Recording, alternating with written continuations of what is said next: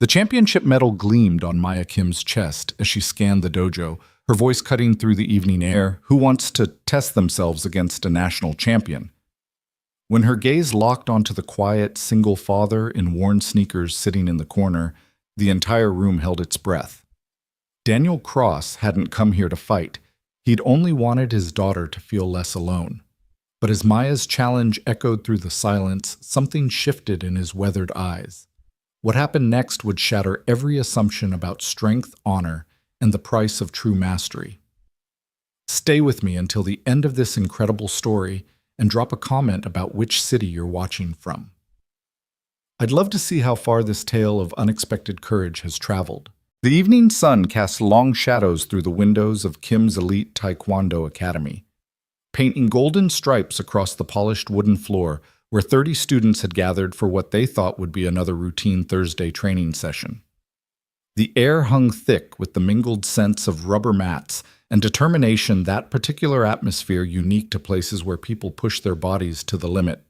Maya Kim stood at the center of it all, her black belt wrapped twice around her narrow waist, the gold embroidery catching the light as she moved with the fluid grace of someone who had spent more hours in a dojo than most people spend sleeping. At 28, Maya had already accomplished what most martial artists only dream of: 3 national championships, 2 international silver medals, and a reputation that preceded her into every competition hall she entered. Her students, ranging from eager 8-year-olds to ambitious college athletes, regarded her with the kind of reverence typically reserved for celebrities or saints. She had built this academy from nothing, transforming a defunct warehouse on the outskirts of Cincinnati into a temple of discipline and excellence. Excellence isn't just about winning, Maya announced to the assembled class, her voice carrying the authority of someone who had earned the right to define such terms. It's about constantly testing yourself, pushing beyond what you think you're capable of. She paused, letting her dark eyes sweep across the faces before her. Some were familiar students who had been with her since the academy opened 3 years ago. Others were newer, still finding their footing in this world of controlled violence and ancient philosophy. In the back corner, trying to make himself as inconspicuous as possible, sat Daniel Cross. At 35, he carried himself with the particular kind of stillness that comes not from peace, but from having seen too much chaos. His hands, calloused and scarred, rested on his knees as he watched his daughter Lily practice her basic forms with the beginners group. The 7-year-old's face was scrunched in concentration, her small fists cutting through the air with more enthusiasm than precision. Daniel hadn't wanted to come. The very idea of a martial arts studio made his skin crawl in ways he couldn't quite articulate even to himself. But Lily's therapist had suggested it might help with her anxiety, the persistent shadow that had followed her since her mother's death 2 years ago. Physical activity, structured environment, sense of community, the therapist had said, checking off boxes on an invisible list of things that might help a grieving child find her footing again.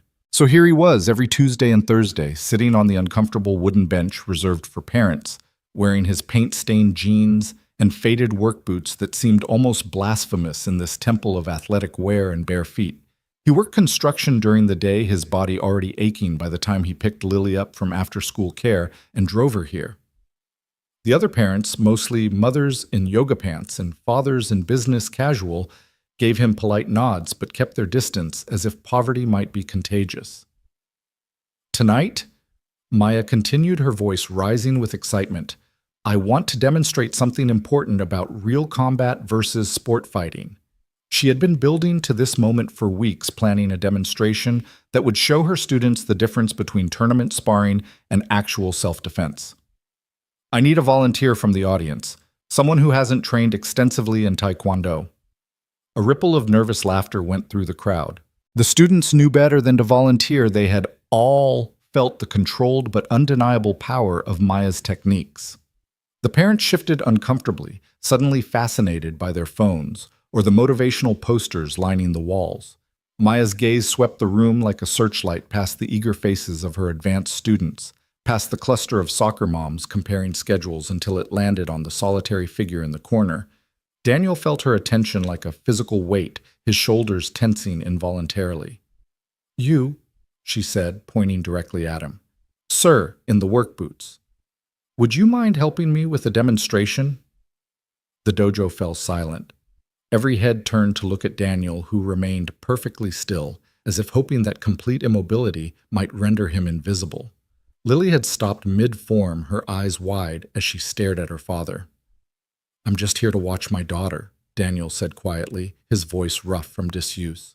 He rarely spoke at these sessions, content to be a shadow on the periphery of this bright, ambitious world. "Come on," Maya encouraged, her smile confident and slightly predatory. "I promise I'll go easy on you. It's just to show the class how someone without training might react in a real situation. Completely safe, all controlled." Some of the teenagers snickered. Brad Patterson, the Academy's star student and Maya's assistant instructor, couldn't suppress his grin. "This should be interesting," he whispered to his training partner loud enough for others to hear. The construction worker versus the champion, it was like something out of a bad movie, except the ending was already written. Daniel's jaw tightened. He could feel Lily watching him, could sense her small body tense with worry.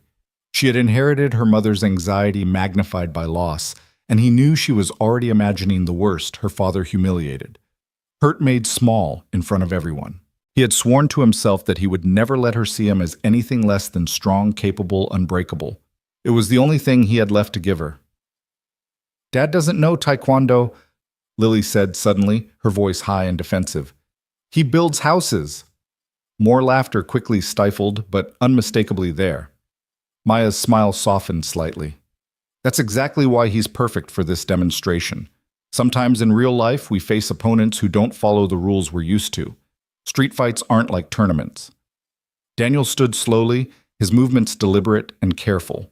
Every instinct screamed at him to refuse to sit back down, to maintain the careful anonymity he had cultivated since returning from Afghanistan 4 years ago. But Lily was watching, and worse, the other kids were watching Lily. He had seen the way some of them looked at her, the girl with the dead mother, and the father who showed up in dirty clothes. He couldn't give them more ammunition. "All right," he said the word heavy with resignation. As he walked toward the mat, he caught his reflection in the floor-to-ceiling mirrors that lined one wall. He looked exactly like what he was pretending to be, a tired construction worker, shoulders slightly hunched, hands hanging loose at his sides. No one would guess that those hands had once held an M4 rifle with the same ease that Maya held her championship trophies. No one would imagine that he had earned a Bronze Star for actions he still couldn't talk about, not even to the VA therapist who kept insisting that talking would help. "Take off your boots, please," Maya instructed already, in her fighting stance, weight balanced on the balls of her feet. Daniel complied, revealing white socks that had seen better days. One had a hole near the big toe. Someone giggled quickly, hushed, but the sound carried. He stepped onto the mat, the surface cool beneath his feet. "Have you had any martial arts training at all?" Maya asked loud enough for the class to hear. "No, ma'am," Daniel lied smoothly. It wasn't entirely false. He had never studied Taekwondo specifically. The Marine Corps martial arts program was something different, entirely less art, more survival. And the things he had learned in Kandahar and Helmand province, in places whose names he tried to forget, those weren't martial arts at all. Those were just ways to keep breathing when others were trying to make you stop. "Perfect," Maya said. "Now I want everyone to watch carefully. I'm going to attack slowly at first, showing how an untrained person typically reacts, flinching, turning away, raising their hands defensively without purpose." She addressed the class but kept her eyes on Daniel. "Sir, just do what feels natural. Don't worry about looking foolish. That's the whole point." She began with a simple front kick, telegraphed and slow. Daniel's body wanted to react, muscle memory screaming at him to block to counter to end this before it began. Instead, he stumbled backward, raising his hands awkwardly, playing the part of the hapless civilian. The class nodded knowingly. This was exactly what they expected. "You see," Maya said, not even breathing hard. "No training, no instinct for proper defense. Now let me show you what happens when I increase the speed." Her next kick came faster, a roundhouse aimed at his ribs. Daniel let it connect, grunting as he absorbed the impact, allowing his body to fold slightly. It stung, but he had felt worse. Much worse. The memories threatened to surface, the IED that had taken Rodriguez, the ambush that had left him with 17 stitches across his back, but he pushed them down, focusing on the present. "Are you all right?" Maya asked, a hint of concern creeping into her professional demeanor. I'm fine, Daniel said, straightening. Is that all? Something flickered in Maya's eyes. Pride, perhaps, or irritation at his tone. The parents were watching with a mixture of sympathy and secondhand embarrassment. The students were riveted, some recording on their phones, despite the academy's no-filming policy during classes. Let's try something more realistic, Maya said, her voice taking on an edge. A real attacker won't stop after 1 or 2 strikes. They'll keep coming. She shifted her stance, lowering her center of gravity. Try to defend yourself however you can. What followed was supposed to be a controlled demonstration of superior technique, overwhelming untrained instinct. Maya launched into a combination jab cross-knee strike, moving with the fluid precision that had won her championships. But something was wrong. The construction worker was moving differently now, not with the panic of an amateur, but with an economy of motion that seemed almost lazy. He didn't block her strikes so much as redirect them, using minimal effort to turn her power away from vital areas. Maya increased her speed, her techniques becoming sharper, more serious. The atmosphere in the dojo shifted, electric tension replacing casual interest. This wasn't going according to script. Daniel continued to give ground, but it was controlled retreat, tactical rather than panicked. His breathing remained steady, his eyes never leaving hers. Interesting, Maya muttered loud enough for only Daniel to hear. You're a natural. She spun into a jumping back kick, a technique that had won her the Nationals 2 years running. It was beautiful, perfect form, the kind of move that ended up on highlight reels. Daniel saw it coming, saw it in the subtle shift of her shoulders, the way her weight transferred the slight tell in her eyes that preceded every committed attack. Time seemed to slow the way it always had in combat, the world narrowing to essential information. Threat. Angle, response. He had options. He could sidestep, let her sail past, maintain the charade. He could take the hit, let her have her victory, go back to his bench and his anonymity. But as the kick arced toward him, he saw Lily in his peripheral vision, her small hands pressed against her mouth, her entire body rigid with fear for him. And behind her, Brad Patterson was smirking, already composing the story he would tell how the poor kid's construction worker dad got destroyed by their sensei. Daniel moved. It wasn't flashy or elaborate. He stepped inside the kick's arc, his hand coming up to catch Maya's ankle, while his other hand supported her calf, controlling the limb without hurting her. Using her own momentum, he guided her past him, then swept her supporting leg with a gentle but precise movement of his foot. Maya hit the mat with a controlled fall, more surprised than hurt, but unmistakably on her back with Daniel standing over her. The dojo erupted. Holy shit! Someone yelled, one of the teenagers, immediately hushed by his mortified parent. Did you see that? How did he? Is she okay? Daniel stepped back immediately, offering his hand to help Maya up. She stared at him for a long moment, her dark eyes reassessing everything she thought she knew about the quiet man who sat in the corner twice a week. She took his hand and he pulled her to her feet with careful strength. Where did you learn that?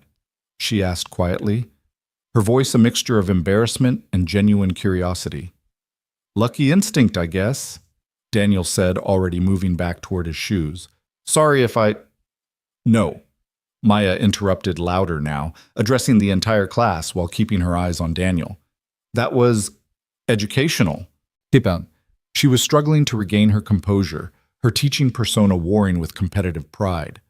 Sometimes we encounter people who have natural ability or perhaps unconventional training. Daniel was already sitting back down, pulling on his boots, trying to shrink back into invisibility. But it was too late. Every eye in the dojo was on him, seeing him clearly for perhaps the first time. The other parents were whispering among themselves, their previous dismissal replaced by wary interest. The students were buzzing with excitement, some replaying the takedown on their phones, having filmed despite the rules. Lily ran to him, throwing her small arms around his waist. Dad, that was amazing, she whispered, her voice a mixture of relief and pride. You beat Ms. Kim. I didn't beat anyone, Daniel said quietly, running his hand through her hair. It was just a demonstration. But Maya hadn't moved from the center of the mat. She was watching them, father and daughter, and something in her expression had shifted from professional interest to something deeper, more personal. She had been taken down before in tournaments and training countless times over her career, but never like this. Never by someone who moved with such controlled violence, such careful restraint. There had been a moment, just a fraction of a second, where she had felt how easily he could have hurt her if he had chosen to. The realization was both terrifying and oddly thrilling. "Class," she announced, her voice cutting through the chatter. "Let's take a 5-minute water break. Then we'll continue with our regular training." The students dispersed reluctantly, gathering in small groups to dissect what they had just witnessed. Brad Patterson looked particularly put out, his status as the academy's alpha student suddenly questionable. If a random parent could take down their sensei, what did that say about everything they thought they knew about fighting? Maya walked over to Daniel, who was trying very hard to pretend he was invisible, while Lily chattered excitedly beside him. "We need to talk," she said quietly. "No, we don't," Daniel replied, not looking at her. "You've had training, extensive training." "I told you I haven't studied Taekwondo." "That wasn't Taekwondo." Maya's voice was low and tense. "That was something else." "Military?" Daniel's jaw tightened. "I should take Lily home. It's getting late." "Dad has to work early tomorrow," Lily added helpfully. "He's building a house for a family whose house burned down. He's doing it for less money because they're sad." Maya's expression softened slightly. "That's very kind of him." She studied Daniel more carefully, now noting things she had overlooked before: the way he held himself, always balanced, always ready, the small scars on his hands that didn't come from construction work, the 1,000-yard stare that sometimes crept into his eyes when he thought no one was watching. "Marines," she guessed quietly. Daniel stood abruptly. "Come on, Lily, get your things." "But class isn't over." "Get your things." As Lily ran to collect her gear bag, Maya stepped closer to Daniel. "I'm sorry if I pushed too hard. I didn't mean to." "You didn't do anything wrong," Daniel said, his voice flat. "You were teaching your class. I should have just stayed down." "Why didn't you?" Daniel looked at her, then really looked at her, and Maya saw something in his eyes that made her step back. It wasn't anger or aggression. It was exhaustion, the bone-deep weariness of someone who had been fighting for so long they didn't know how to stop. "Because my daughter was watching," he said simply. "And she's seen enough people she loves stay down." Before Maya could respond, Lily returned her gear bag, bouncing against her leg. "Can we come back on Tuesday?" she asked anxiously. "I promise Dad won't interrupt again." "You're always welcome here," Maya said, directing her answer to both of them. "Both of you." Daniel nodded stiffly and guided Lily toward the door. As they walked past the groups of still whispering students and parents, he heard fragments of conversation. "Looked military. Never would have guessed. Think he could teach." Outside, the evening air was cool against his flushed skin. Lily held his hand as they walked to his battered pickup truck, practically vibrating with excitement. "Dad, you were like a superhero," she exclaimed. "Like Captain America or—" "I'm not a superhero, baby," Daniel said gently. "I just got lucky." "But you knew exactly what to do." "You were so fast and Ms." Kim looked so surprised. She paused, then added more quietly, "I was scared she was going to hurt you." Daniel stopped kneeling down to look his daughter in the eye. "Hey, you don't ever have to worry about me getting hurt. Okay, I'm tougher than I look." "I know," Lily said, but her voice was uncertain. She had said the same thing about her mother once upon a time. Cancer didn't care how tough someone looked. As they drove home through the darkening streets of Cincinnati, Daniel's phone buzzed with a text from an unknown number. He ignored it until they reached a red light, then glanced at the screen. "I know you're more than you seem. If you ever want to talk, really talk, I'm here. Also, I could use an assistant instructor who actually knows how to fight. Maya." He deleted the message without responding. At home, their small rental house felt even smaller after the spacious dojo. Daniel made Lily dinner, mac and cheese with hot dogs cut up in it.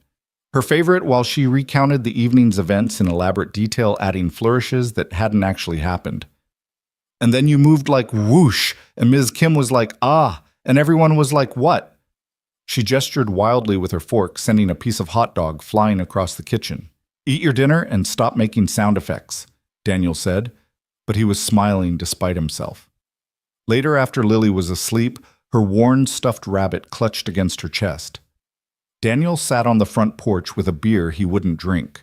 The label was already peeling from the condensation, his fingers working at it absently, a nervous habit he couldn't shake. He thought about the moment on the mat, the split second when his body had betrayed years of careful camouflage. Maya's ankle in his hand, the weight of her, the ease with which he could have broken her. The knowledge sat heavy in his chest, another secret to add to the collection that woke him at 3 a.m. most nights. His phone buzzed again. Another text from Maya. Your daughter told me you were in the military. I have a brother who served. I understand if you don't want to talk about it, but the offer stands assistant instructor position. Paid. Think about it. Daniel almost laughed. If she knew what he had really done, the things that had earned him that Bronze Star, she wouldn't want him within 100 yards of her students. Heroes in war movies saved people, protected innocents, came home whole. Real war was messier, uglier, full of impossible choices and collateral damage that followed you home like smoke that never quite washed out of your clothes. A car drove by, bass thumping from its speakers, and Daniel's hand moved to his hip, reaching for a weapon that wasn't there, hadn't been there for 4 years. He forced himself to relax, to breathe, to remember that he was in Ohio, not Afghanistan, that the sound was music, not incoming fire. Inside, Lily coughed in her sleep, and he went to check on her. She had kicked off her blankets again, her small face peaceful in the glow of her nightlight. He covered her back up, kissed her forehead gently. She was why he had come back, why he had survived when Rodriguez and Patterson and the others hadn't. She was why he worked construction until his hands bled, why he sat on uncomfortable benches in dojos, why he pretended to be nothing more than what he appeared to be. But tonight, for just a moment, he had let the mask slip, and someone had seen what was underneath.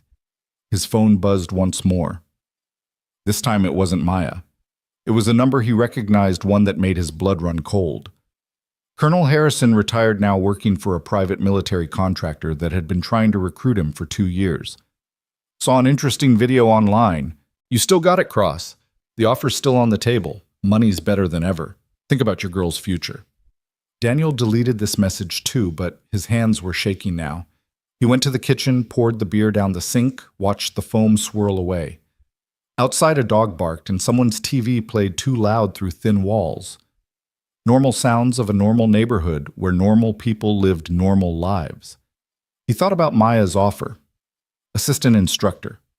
It was dangerous putting himself in a position where he would have to use those skills again, even in a controlled environment. But it was also money. Real money, not the uncertain income of construction work that dried up every winter. Money for Lily's college fund, for better health insurance, for maybe moving to a house where she could have her own room instead of sleeping in what was supposed to be a dining room. More than that, though, he thought about the way she had looked at him tonight, not with fear or pity or the careful distance that most people maintained once they sensed what he was.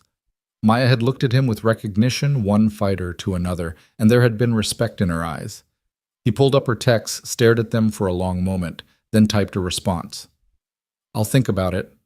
Her reply was immediate, as if she had been waiting. Tuesday after regular class. We can talk. And Daniel, thank you for trusting me enough to show me who you really are. He wanted to tell her that she was wrong, that she hadn't seen who he really was, that the man who had taken her down on that mat was just a shadow of someone who no longer existed. But maybe that was the point. Maybe shadows were all, any of them were casting different shapes depending on the light. In her room, Lily stirred, mumbling something in her sleep. Daniel went to her doorway, watched her for a moment. Tomorrow she would tell everyone at school about tonight, about how her dad had surprised everyone. For once, she would be the kid with the cool story, the one others envied instead of pitied. It was a small gift, but it was something. The weight of the evening settled over him as he prepared for bed in his own room, a cramped space barely big enough for a mattress and a dresser. On the dresser sat a folded flag and a triangle case beneath it, a small wooden box containing medals he never looked at. The Bronze Star was in there along with a Purple Heart and various campaign ribbons that told a story he wished he could forget. He lay down without turning off the light. Darkness was still problematic too. Reminiscent of night operations and the constant threat of attack. Through the thin walls he could hear his neighbors living their lives. television laughter, a couple arguing about bills, a baby crying. Normal problems for normal people. His phone sat on the nightstand silent now, but somehow still demanding attention. Three paths diverging from this moment: Harrison's offer with its promise of good money and familiar demons, Maya's proposition with its dangerous balance between past and present, or the status quo hiding in plain sight, pretending to be just another single father struggling to get by. Sleep, when it finally came, was fitful and full of dreams where he was back in Kandahar. Except now Lily was there, and Maya too, and he had to protect them all from threats that came from every shadow. He woke several times, sweat-soaked and gasping, reaching for his rifle, before remembering where he was. At 3:47 a.m., he gave up on sleep and sat at the kitchen table with a cup of coffee that was more habit than desire. Through the window, the streetlight flickered, casting shifting patterns on the wall. He thought about Maya's second text about her claiming he had shown her who he really was. The truth was more complicated. He had shown her a capability, a skill set, a trained response to physical threat. But that wasn't who he was any more than her championship medals defined her. They were both more than their ability to fight, more than the violence they could inflict or withstand. But in a world that often measured worth by strength, sometimes that capability was all that mattered. As dawn crept across the sky, painting the horizon in shades of gray and pink, Daniel made his decision. He picked up his phone, typed out a simple message. "Tuesday, after class, we'll talk." This time Maya's response wasn't immediate. It came 20 minutes later, just as he was getting ready to wake Lily for school. "Looking forward to it. And Daniel, bring your gear. If you're going to help teach, you need proper equipment. I'll have some waiting for you." Gear. The word sat heavy in his mind, carrying echoes of body armor and tactical vests of weight that protected and constrained in equal measure. But this would be different gear for a different kind of fight. One where no one died, where losses weren't permanent, where violence was contained within rules and respect. Maybe that was what he needed. Not to forget what he had been, but to transform it into something else, something that could exist in Lily's world without bringing shadows. "Dad," Lily's voice came from her doorway, sleepy and confused. "Why are you up?" "Just thinking, baby. Go back to sleep. School's not for another 2 hours." "Were you thinking about Ms. Kim?" There was a teasing note in her voice that made him smile despite everything. "I was thinking about a lot of things." "She's pretty," Lily said, then added quickly.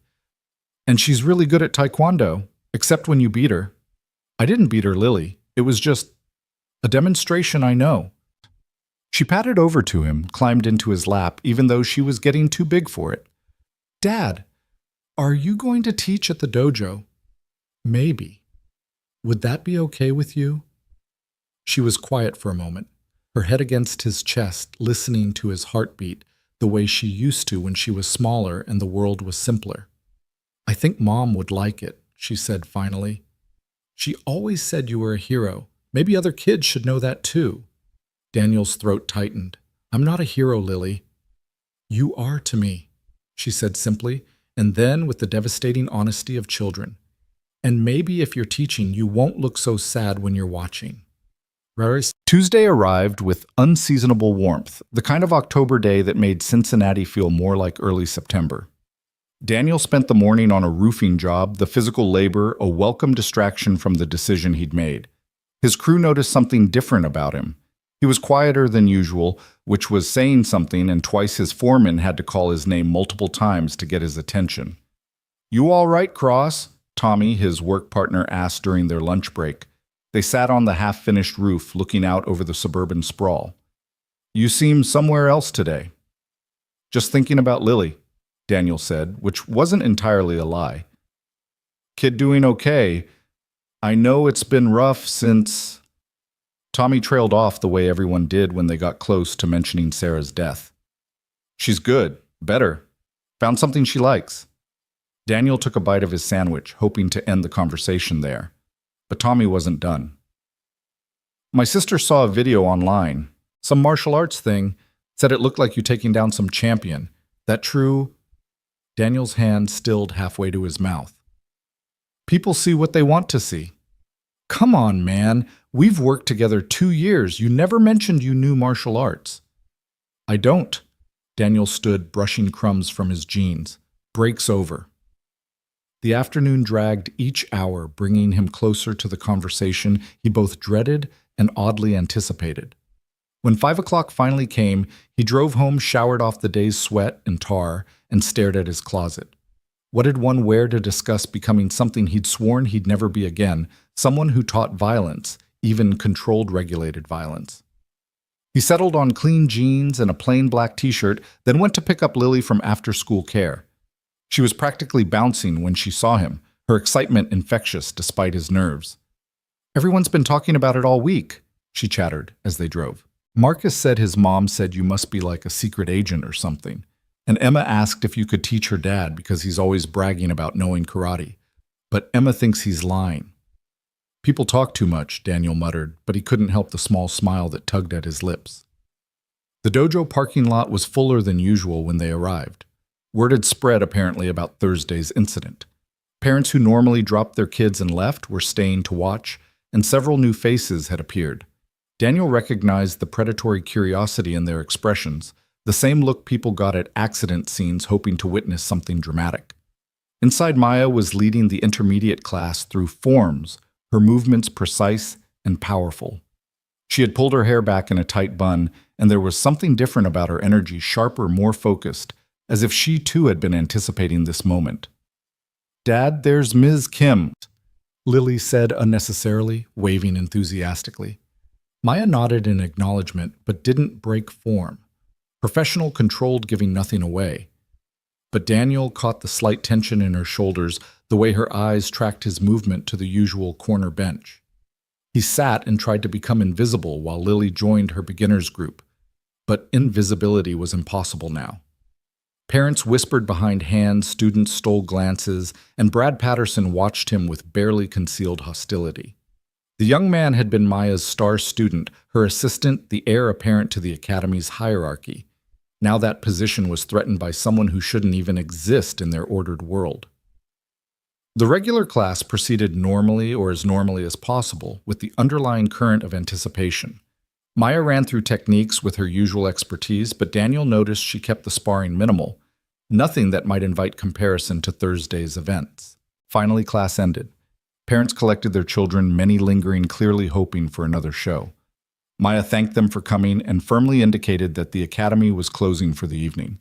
Slowly, reluctantly, they filed out. Though Daniel saw several cars remain in the parking lot, their occupants watching through windows. "Lily, go practice your forms in the back room," Maya instructed. "Your dad and I need to discuss adult things." "Adult things are boring," Lily complained, but she complied, taking her water bottle and disappearing through a doorway. Brad Patterson hadn't left. He stood near the weapons display, arms crossed, trying to look casual, but failing. "I should stay," he said. "As assistant instructor, I should be part of any decisions about—" "Thank you, Brad, but this is a private conversation," Maya said firmly. "But, good night, Brad." The dismissal was clear. Brad's face flushed, his eyes darting between Maya and Daniel. For a moment, Daniel thought the young man might argue further, might even challenge him to prove Thursday wasn't a fluke. But Maya's expression brooked no argument, and Brad left, slamming the door harder than necessary. The silence that followed felt heavy, loaded with unspoken questions. Maya walked to a bench against the wall and pulled out a black duffel bag. "I guessed its sizes," she said, unzipping it to reveal a folded dobok, the traditional Taekwondo uniform along with protective gear. "If you're going to help teach, you need to look the part." Daniel didn't move from his spot. "We should talk first about what you think you saw, about what you think I can offer."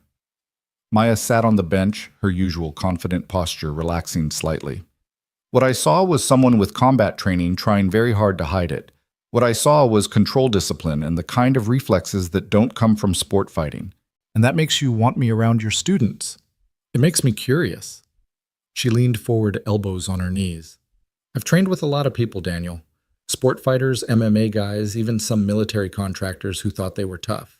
None of them moved like you did. There was no ego in it, no performance, just efficiency." Daniel almost laughed at that. Efficiency. That's what they'd called it in training too. Maximum effect, minimum effort. Economy of violence, pretty words for ugly necessities. I looked you up, Maya continued. Don't look at me like that. It's 2025, everyone looks everyone up. Daniel Cross honorably discharged Purple Heart Bronze Star with valor, 2 tours in Afghanistan. The details are classified, but the medals tell a story. Medals don't tell stories, Daniel said quietly. They just mark where stories ended. Maya was quiet for a moment, absorbing that. My brother came back different too. Not bad different, just careful. Like he was always checking exits, always watching shadows. He won't talk about what happened over there, but sometimes I catch him looking at nothing and I know he's somewhere else. Is that supposed to make me feel better? Knowing I'm not the only one who can't let go. It's supposed to make you understand that I'm not asking you to be something you're not. I'm not looking for a war hero to parade around. I just need someone who actually understands that fighting isn't about trophies and rankings. Daniel stood paced to the window. Outside the parking lot, lights had come on, casting pools of yellow in the gathering dusk. 2 cars still sat there, waiting, watching.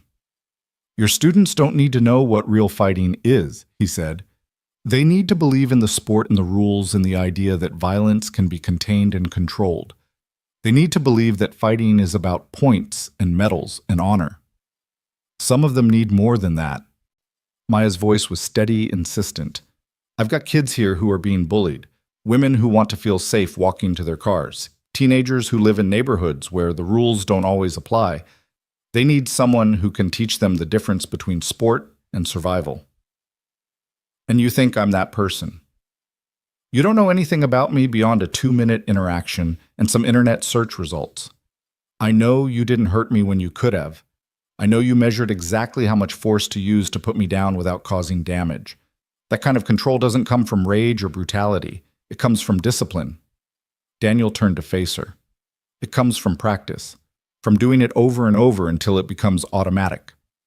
Do you really want someone teaching your students who's practiced violence until it's as natural as breathing?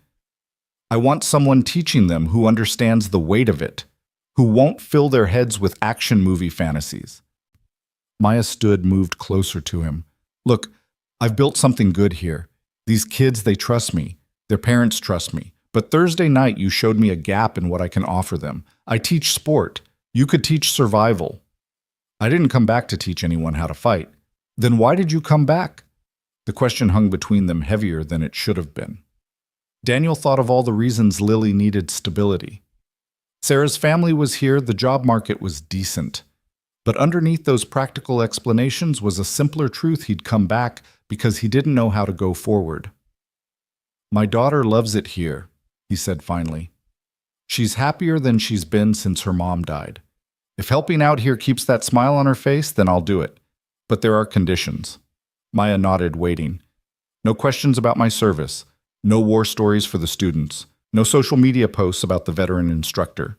I'm just Daniel Lily's dad who happens to know some self-defense. That's it. Agreed. And if I say something's too dangerous, too real, we don't teach it. There are things these kids don't need to know how to do. Of course. And Lily doesn't pay for classes anymore. If I'm working, she trains free. Maya smiled slightly. I was already planning that. Anything else? Daniel looked at the uniform in the bag. It was black like Maya's, with a blank space where patches and badges would normally go. No rank, no history, just fabric. I won't wear a belt, he said. Everyone wears a belt. It's part of no belt. I'm not part of your ranking system. I'm not working toward anything. I'm just here to help. Maya considered this. The parents will ask questions. The students won't understand. Then tell them the truth. I'm not a Taekwondo practitioner. I'm just someone helping with self-defense training. Fine. No belt. She pulled something else from the bag, a simple black shirt with instructor printed on the back. Will you at least wear this so people know you're supposed to be here? Daniel took the shirt, ran his fingers over the letters. Instructor, teacher. Someone who shaped others, who passed on knowledge. It felt like wearing a lie, but then again his whole life since discharge had been about wearing lies. Tuesday and Thursday evenings, he asked. To start, maybe Saturday mornings if you're available. The pay isn't much. I don't care about the money. That was a lie. He cared desperately about the money, about every dollar that might make Lily's life easier. but he couldn't let Maya know, that couldn't let her see how close to the edge they lived. "Try on the uniform," Maya said. "The changing room's through there." Daniel took the bag and walked to the small changing room. Inside, fluorescent lights hummed over a bench and a few lockers. He pulled out the uniform, held it up. It was well-made professional, nothing like the bulk-purchased gear he'd seen some of the students wearing. As he changed, he caught his reflection in the mirror. Scars mapped across his torso, some from training, some from combat. One from the surgery that had saved his life after the IED. They told their own story, one that no amount of new uniforms could overwrite. The dobok fit well, though it felt strange after years of ACUs and then work clothes. The fabric was lighter than he expected, designed for movement rather than protection. When he stepped back into the main dojo, Maya was going through her own forms, moving with a grace that spoke of years of dedication. She stopped when she saw him. "It suits you. It feels like a costume." "Everything's a costume. The question is whether you can inhabit it." She moved to the center of the mat. "Show me something. Not Taekwondo, obviously, but whatever you know. I need to understand what I'm working with." "That's not necessary." "It is if we're going to do this. I need to know your style, your instincts, so I can figure out how to integrate what you know with what I teach." Daniel stepped onto the mat reluctantly. The uniform did make a difference. It was easier to move to shift between stances. He started with basic movements from the Marine Corps martial arts program, the foundation exercises that had been drilled into him at Quantico. Strikes, blocks, throws, all designed for simplicity and effectiveness. Maya watched intently, occasionally asking him to repeat a movement or explain the reasoning behind a technique. She was a good student, quick to understand the differences between sport and combat application. "This is designed to end fights quickly," she observed. "That's the point. No one wins a long fight in combat. You neutralize the threat and move on." "Show me a takedown, something you'd teach for self-defense." Daniel hesitated, then moved behind her, demonstrating a simple arm control that could transition into either a restraint or a throw. He was careful not to apply real pressure, just enough for her to feel the technique's potential. "This is about controlling the elbow and shoulder, shista," he explained. "Once you have those points, the whole body follows." Maya turned in his grip, testing the hold. "And if they resist, then you adjust. Fighting isn't choreography, it's problem-solving under pressure." She smiled at that. "I like that phrase. Mind if I steal it? It's not mine to keep." They worked for another hour, Daniel showing techniques while Maya found ways to adapt them for teaching. She was smart, understanding not just the moves, but the principles behind them. Several times she improved on his demonstrations, finding ways to make them more accessible to beginners. "Dad," Lily's voice came from the doorway. She had apparently grown bored with solo practice. "Are you wearing a uniform? It's just clothes, baby. But you look like a real instructor now." She ran over, circling him with obvious delight. "Ms. Kim, isn't he going to be awesome? I think he'll do fine," Maya said diplomatically. A knock on the door interrupted them. Through the glass, Daniel could see a woman with 2 children looking hesitant. "We're closed," Maya called out. "I know, I'm sorry," the woman said through the door. I saw the video from last week, and I wanted to know if the man in it teaches here now. My son is being bullied at school, and traditional classes haven't helped." Maya looked at Daniel, who shook his head slightly, but Lily had already run to the door, opening it before anyone could stop her. "That's my dad," she announced proudly. "He's going to be teaching self-defense." The woman's eyes found Daniel, took in the uniform, the instructor shirt visible in the bag. "Is that true? You're teaching here?" "We're still working out the details," Maya said smoothly, stepping forward. "But yes, we'll be adding self-defense components to our curriculum. If you'd like to leave your contact information, I can call you when we have a schedule." The woman practically glowed with relief. "That would be wonderful. My son, he's tried everything, but the bullies just laugh at his Taekwondo moves. They say it's not real fighting." Daniel felt something twist in his chest. He looked at the boy, maybe 12, skinny, and hunched in on himself the way kids got when they'd been hurt too many times. "What's your name?" Daniel asked the boy. "Marcus," the kid mumbled. "Marcus, can I tell you something? Real fighting isn't about the moves you know. It's about making the other person believe you're willing to use them. Bullies are cowards. They pick on people they think won't fight back. Sometimes just changing how you stand, how you look at them is enough. But what if it's not? Daniel glanced at Maya, then back at the boy. Then you defend yourself, but defense isn't about winning. It's about getting safe. You do what you need to do to get away, then you get help. Fighting isn't heroic, it's just sometimes necessary. The boy nodded, standing a little straighter. His mother thanked them profusely, took Maya's card, and left with promises to enroll as soon as the new program started. When they were gone, Maya turned to Daniel. That was good. What you said to him. It was honest. That's what made it good. She started turning off lights, the dojo falling into shadows. Can you start Thursday? Give me 2 days to advertise, set up a structure. Yeah, I can do that. As he changed back into his street clothes, Daniel wondered what he'd just agreed to. Teaching violence to civilians, even controlled defensive violence, felt like crossing a line he'd drawn in permanent ink. But then he thought about that boy Marcus and all the kids like him who needed to know that strength wasn't about hurting others, it was about protecting yourself. When he came back out, Maya was waiting with Lily, who had clearly been peppering her with questions. Ms. Kim says you're going to teach the older kids too, Lily said excitedly. Even the teenagers all. We'll see how it goes, Daniel said, taking her hand. I think it's going to be amazing, Maya said, and there was something in her voice that made Daniel look at her more closely. Not hero worship or misplaced admiration, but genuine respect. Thursday, then. Come an hour early so we can plan. Sure. As they walked to the truck, Lily chattering about all the things she was going to tell her friends, Daniel felt the weight of commitment settling over him.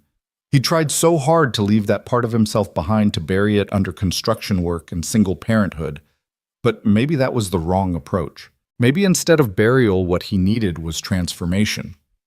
Dad, Lily asked as they drove home, are you happy? It was such a simple question, but Daniel had to think about it. I'm working on it. I think Mom would be proud of you for helping those kids. You think? Yeah.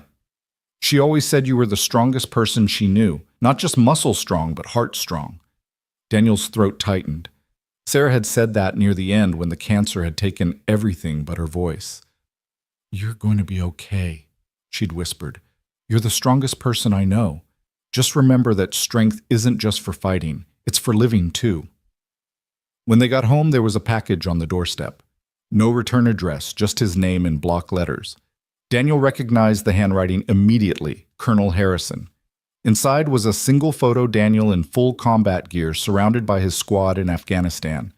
Rodriguez was there, still alive, grinning at the camera. Patterson too, and Williams and all the others who hadn't made it home. On the back a note, they'd want you to use what they died teaching you. The offer stands. Daniel crumpled the photo, then smoothed it out again. He couldn't throw it away, couldn't destroy the only evidence that those men had existed. Instead, he put it in the box with his medals, another ghost, to keep locked away. His phone buzzed. Maya again. Thank you for saying yes. I know it wasn't easy. We're going to do good things together. He didn't respond, but for the first time in years, he didn't delete the message either. Maybe that was progress. Maybe that was enough. That night, Lily fell asleep quickly, exhausted from excitement. Daniel sat at the kitchen table, laptop open, researching self-defense techniques that could be taught safely to civilians. He found himself making notes, planning progressions, thinking about how to teach awareness and de-escalation alongside physical techniques. Somewhere around midnight, he realized he was approaching this like a mission. Intel planning objectives, contingencies. The thought should have disturbed him, but instead it felt oddly comforting. He'd been drifting for so long, just surviving day to day. Having a purpose, even a small one, made him feel more solid, more real. A sound outside made him tense footsteps on the sidewalk, stopping near his door. His hand moved instinctively to where his sidearm used to be, then relaxed as the footsteps continued past. Just someone walking their dog, probably. But the hypervigilance remained another ghost that would never quite leave. He closed the laptop, checked the locks twice, and went to bed. Tomorrow was Wednesday, a regular construction day. No dojo, no uniforms, no pretense of being anything other than what he appeared to be. But Thursday would come, and with it the beginning of something he couldn't quite name yet. In his dreams, he was teaching hand-to-hand combat to his old squad. But they kept shifting into the kids from the dojo, and he couldn't remember which techniques were safe and which were lethal, and Sarah was there telling him to be strong, but he didn't know if she meant strong enough to fight or strong enough not to. He woke at 3 a.m. as usual, sweat-soaked and reaching for a weapon that wasn't there. But this time, instead of the usual crushing weight of survivor's guilt, he felt something else. Not hope exactly, but the possibility of it. The idea that maybe his skills didn't have to be a burden. Maybe they could be a gift if he could figure out how to give them safely. Wednesday passed in a blur of roofing work and anticipation. His crew noticed his distraction but said nothing. Construction workers knew how to respect a man's privacy. Tommy tried once to bring up the video again, but Daniel's expression shut that down quickly. When Thursday arrived, Daniel found himself standing in front of his closet, again holding the instructor shirt Maya had given him. Such a simple thing, black fabric with white letters, but it felt heavier than his body armor ever had. Body armor protected him. This shirt would make him responsible for others. "Dad, we're going to be late," Lily called from the living room, already in her dobok. "Coming," he said, pulling on the shirt.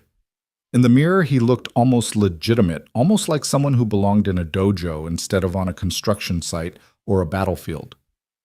The drive to the academy felt shorter than usual, time compressed by anticipation. When they arrived, the parking lot was already full, and Daniel could see Maya inside, surrounded by parents and students. Word had spread about the new self-defense program. "Looks like everyone wants to learn from you," Lily said proudly. "They don't even know me yet." "But they will, and they're going to think you're amazing, just like I do." Daniel pulled her into a quick hug, drawing strength from her unwavering faith in him. Then they walked inside together into the lights and noise and expectation into whatever came next. Maya looked up as they entered, and her smile was both welcome and warning. This was really happening. There was no backing out now. Daniel nodded, accepting the commitment, and moved toward his new role. The students parted as he walked through them, whispers following in his wake. He heard fragments. The one from the video. "Military guy. Took down Ms. Kim." But he kept walking, eyes forward, until he stood beside Maya at the front of the class. She had arranged them by age and skill level, the younger kids in front, teenagers in back. Parents lined the walls, phones already out, ready to document everything. "Everyone, this is Mr. Cross," Maya announced. "He'll be teaching practical self-defense techniques alongside our traditional Taekwondo curriculum. He brings a unique perspective and skill set that will complement what you're already learning." "What rank is he?" Brad Patterson called out from the back, his tone deliberately challenging. "Mr. Cross doesn't hold rank in Taekwondo," Maya said smoothly. "His expertise comes from different training. So he's not even a black belt." "Why should we listen to—" "Would you like to test that theory?" Daniel asked quietly, his voice carrying despite its low volume. "We can demonstrate why rank doesn't always equal capability." The room went silent. Brad's face flushed, but he didn't move forward. "That's what I thought," Daniel said. "First lesson in self-defense, don't start fights you're not prepared to finish. And the best way to win a fight is to avoid it entirely." He turned to address the whole class. "I'm not here to teach you how to hurt people. I'm here to teach you how to keep yourselves safe. There's a difference between can and should. Just because you can throw a punch doesn't mean you should. Just because you can take someone down doesn't mean it's the right choice." A hand went up Marcus, the bullied boy from Tuesday. "But what if someone else starts it? Then you end it as safely and quickly as possible, and then you get help. Fighting back isn't about ego or proving you're tough. It's about survival." Daniel moved to the center of the mat, aware of every eye tracking him. This was the moment that would define everything that came after. He had to get it right, had to find the balance between enough truth to be useful and not so much that it would haunt these kids. "Everyone stand up," he instructed. "We're going to start with the most important self-defense technique there is." The students scrambled to their feet, eager, expectant. "Running," Daniel said. "If you can run, you run. If you can get away, you get away. Fighting is the last resort, not the first. So we're going to practice running practice, escaping practice, using your voice to call for help." Some of the teenagers looked disappointed, expecting something more dramatic. But Daniel saw understanding dawn on some of the parents' faces. They got it. They understood that real self-defense wasn't about being a badass, it was about getting home safe. For the next hour, he taught them escape techniques, how to break simple holds, how to create distance. He kept it basic, practical things that might actually work under stress. Maya assisted demonstrating how traditional Taekwondo techniques could be adapted for these purposes. When class ended, the students were sweating exhausted but energized. Several parents approached to thank him to say this was exactly what they'd been looking for. "My daughter walks home from school," one mother said. "Knowing she can do more than just forms makes me feel better." "Make sure she knows the most important thing is awareness," Daniel told her. "Most attacks can be avoided if you see them coming." As the crowd finally dispersed, leaving only the usual die-hard students who stayed for extra practice, Maya approached him. "That was perfect," she said. "You found exactly the right tone. It's week 1. Give them time to get disappointed when they realize I'm not teaching them to be action heroes." "I don't think that's what they want. I think they want what you gave them permission to run, to escape, to not have to stand and fight like some movie." Daniel watched Lily practicing with her friends, her face bright with pride. "Maybe. Definitely. Same time next week." "Yeah." As he changed out of the instructor's shirt, Daniel realized something had shifted. Not dramatically, not completely, but enough. For the first time since coming home, he'd found a way to use his skills that didn't feel like betrayal or burden. It felt like service, the kind he'd once believed in before war showed him its true face. The photo Harrison had sent still sat in his metal box at home, all those dead faces looking at the camera. But maybe they wouldn't haunt him quite as much if he could use what they'd taught him to keep others safe. Maybe that was a form of honor he could live with. "Dad, you were amazing," Lily said, bouncing over to him. "Everyone was watching you like you were a superhero." "Still not a superhero, baby." "I know. You're better. You're real." And maybe Daniel thought as they walked out into the evening air, that was enough. Maybe being real, being present, being useful in this small way was its own form of heroism. Not the kind that earned medals or recognition, but the kind that helped kids walk home a little safer, stand a little taller, feel a little less afraid. It wasn't redemption, it wasn't absolution. But it was a start. The weeks that followed developed their own rhythm. Tuesday and Thursday evenings becoming fixed points in Daniel's world that had been shapeless for so long. Each class brought new challenges, new questions from students who were beginning to trust him enough to share their fears. Marcus had started staying after class, working with Daniel on confidence as much as technique. The boy's shoulders were straighter, now his voice stronger when he answered questions. It was the 3rd week of November when everything shifted again. Daniel was demonstrating a wrist release technique, Maya serving as his partner, when the dojo door chimed. He glanced up to see a man in an expensive suit watching from the doorway, his bearing immediately familiar military officer class, the kind of presence that commanded rooms without effort. "Continue," the man said, though nobody had asked his permission. He moved to stand with the parents, but his eyes never left Daniel. Daniel finished the demonstration, his movements slightly stiffer now, hyper-aware of that analytical gaze. When class ended and students began dispersing, the man approached with measured steps. "Staff Sergeant Cross," he said, extending his hand. "Colonel Harrison sends his regards." Daniel didn't take the offered hand. "I'm not Staff Sergeant anything anymore. Just a civilian teaching kids self-defense." "Of course." The man's smile didn't reach his eyes. "James Mitchell, Apex Security Solutions. We're the firm that acquired Colonel Harrison's contracts. I'm here to make you an offer you really should consider." "Not interested," Daniel said flatly, starting to turn away. $50,000 signing bonus. $200,000 annual full benefits. Lily would have her college paid for. Mitchell's voice was smooth, practiced. 6-month rotations, mostly training allied forces. Nothing like your previous deployments. Maya had been organizing equipment nearby, but Daniel saw her stiffen at the numbers. That kind of money was life-changing, especially for someone living paycheck to paycheck. Lily was practicing her forms across the room, unaware of the conversation that could reshape her future. "I said I'm not interested."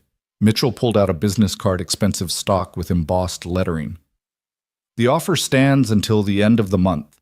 After that, we'll fill the position with someone else. Someone less qualified, probably, but available."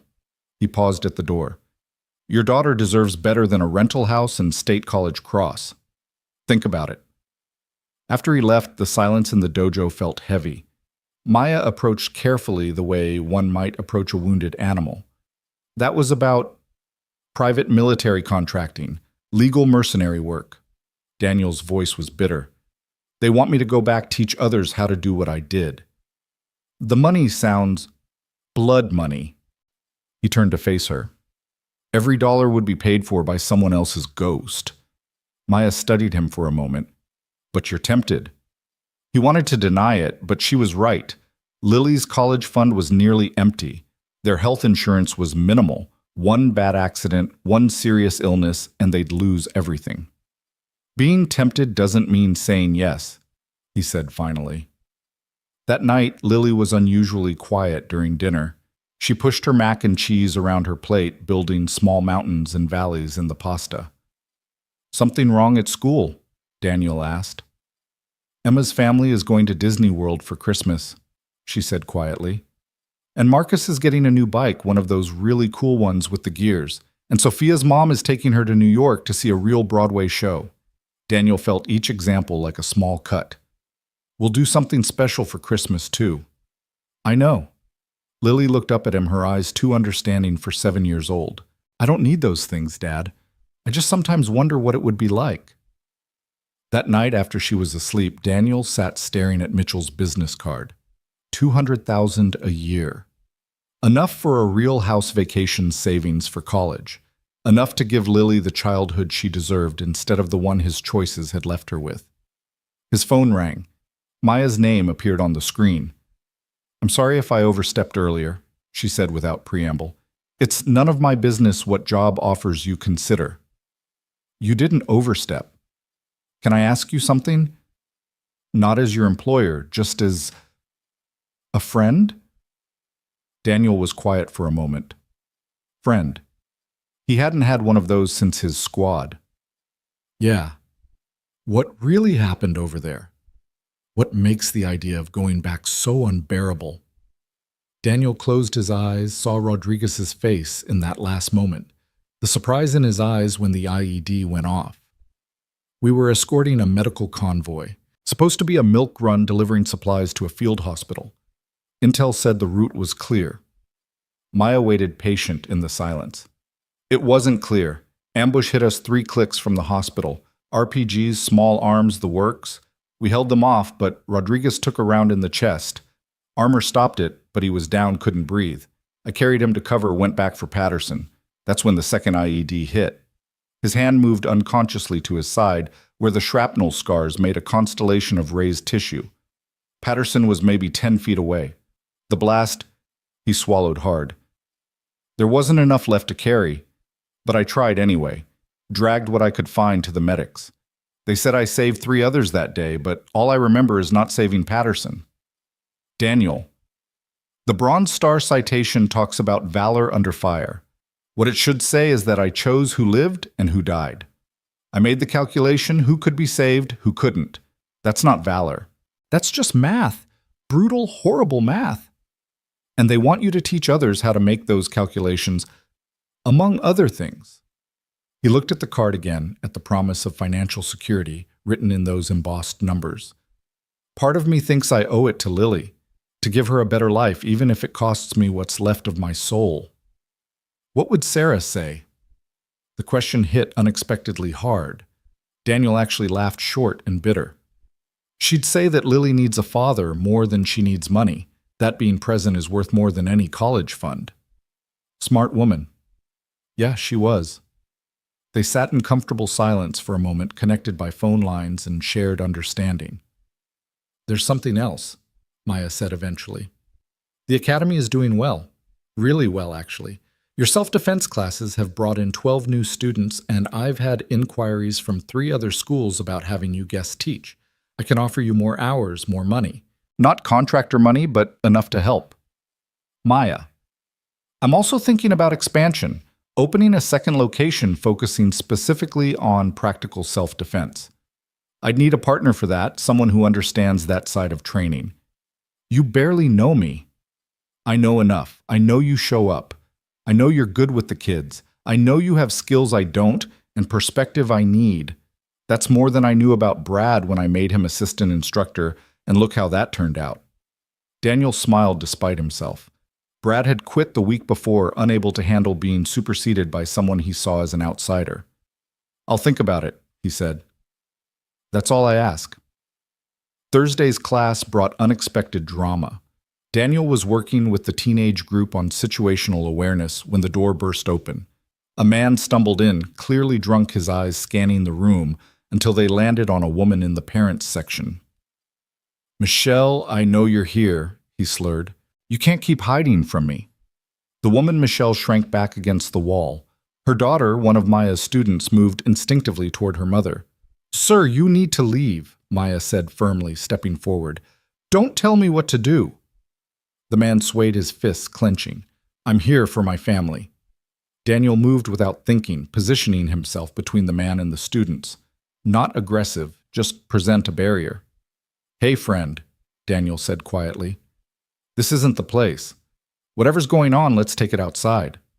"Who the hell are you?" The drunk man squared up, trying to look intimidating despite his unsteady stance. "Nobody important, just someone suggesting you make a better choice." The man swung a wide, telegraphed haymaker that Daniel could have avoided in his sleep. Instead of dodging or blocking, Daniel caught the man's wrist, used his momentum to spin him gently but firmly, and guided him toward the door in what looked almost like a dance move. To the students, it appeared effortless, almost friendly. "Sleep it off," Daniel said quietly in the man's ear. "Come back tomorrow sober and apologize to your daughter for embarrassing her. Be the father she deserves." Something in Daniel's tone must have penetrated the alcohol fog. The man stopped struggling, his shoulders sagging. I miss them." "I know, but this isn't how you get them back." Daniel walked him outside, staying with him until an Uber arrived. When he came back in, the entire dojo was silent, students and parents staring at him with expressions ranging from awe to gratitude. "That," Maya announced to the class, "is de-escalation. Mr. Cross could have hurt that man easily. Instead, he removed the threat without violence, maintaining everyone's dignity. That's the highest level of self-defense." Michelle approached Daniel after class, tears in her eyes. "Thank you. He's not a bad man. The divorce has been hard on him." "We all have hard times," Daniel said. "Sometimes we just need someone to remind us who we want to be." As the students filed out chattering excitedly about what they'd witnessed, Lily hugged Daniel tightly. "You didn't hurt him," she said into his stomach, "even though he tried to hit you. Violence is always the last option, baby. Remember that." "Is that why you won't take that job?" "The one the man in the suit talked about?" Daniel pulled back, looking down at her. "You heard that. I hear things. I know it's a lot of money. I know we need money." "Hey, we're doing okay. Dad?" Lily's voice was serious beyond her years. "I see you counting pennies at the grocery store. I know why we eat mac and cheese so much. I know why you tell me my shoes still fit when they don't." Daniel's throat tightened. He'd tried so hard to shield her from their financial reality. "But I also see you here," Lily continued. "I see how the kids look at you, how you help them feel safe. That's worth more than money, right? That's what Mom would say. When did you get so wise?" "When I had to." The words were matter-of-fact, devoid of self-pity, and somehow that made them harder to hear. That weekend, Mitchell called 3 times. Daniel didn't answer, but the messages were increasingly urgent. The position needed to be filled. The opportunity was time-sensitive. They could negotiate terms, make accommodations. Sunday afternoon, while Lily was at a friend's birthday party, one of the few she'd been invited to since starting at the dojo, Daniel found himself at Sarah's grave. He didn't come often. It felt too much like admitting she was really gone. But sometimes he needed to talk to her, even if she couldn't answer. "They're offering me stupid money," he told the headstone. "Enough to give Lily everything you wanted her to have. Dance lessons, art classes, college without loans. All I have to do is go back to being someone I swore I'd never be again." The cemetery was quiet except for distant traffic and the sound of wind through the trees. Sarah had loved trees, especially in fall. She would have loved how they looked today, all gold and amber in the afternoon sun. "She looks more like you every day," he continued. Same stubborn chin, same way of seeing through my bullshit. She told me yesterday that helping people feel safe is worth more than money, 7 years old and already smarter than me. A family walked past flowers in hand, heading to another section of the cemetery. Daniel waited until they passed before speaking again. Maya offered me a partnership, expansion of the academy. It's not military money, but it's something. And I could stay here, be present, be the father you always believed I could be. He touched the headstone gently. I think you'd tell me I already know the answer, that I'm just scared to admit that moving forward doesn't mean forgetting, that building something new doesn't betray what we lost. His phone buzzed. A text from Maya, Lily's here early from the party. Emma's mom dropped her off. She seems upset. Daniel drove back to the dojo faster than he should have, worry gnawing at him.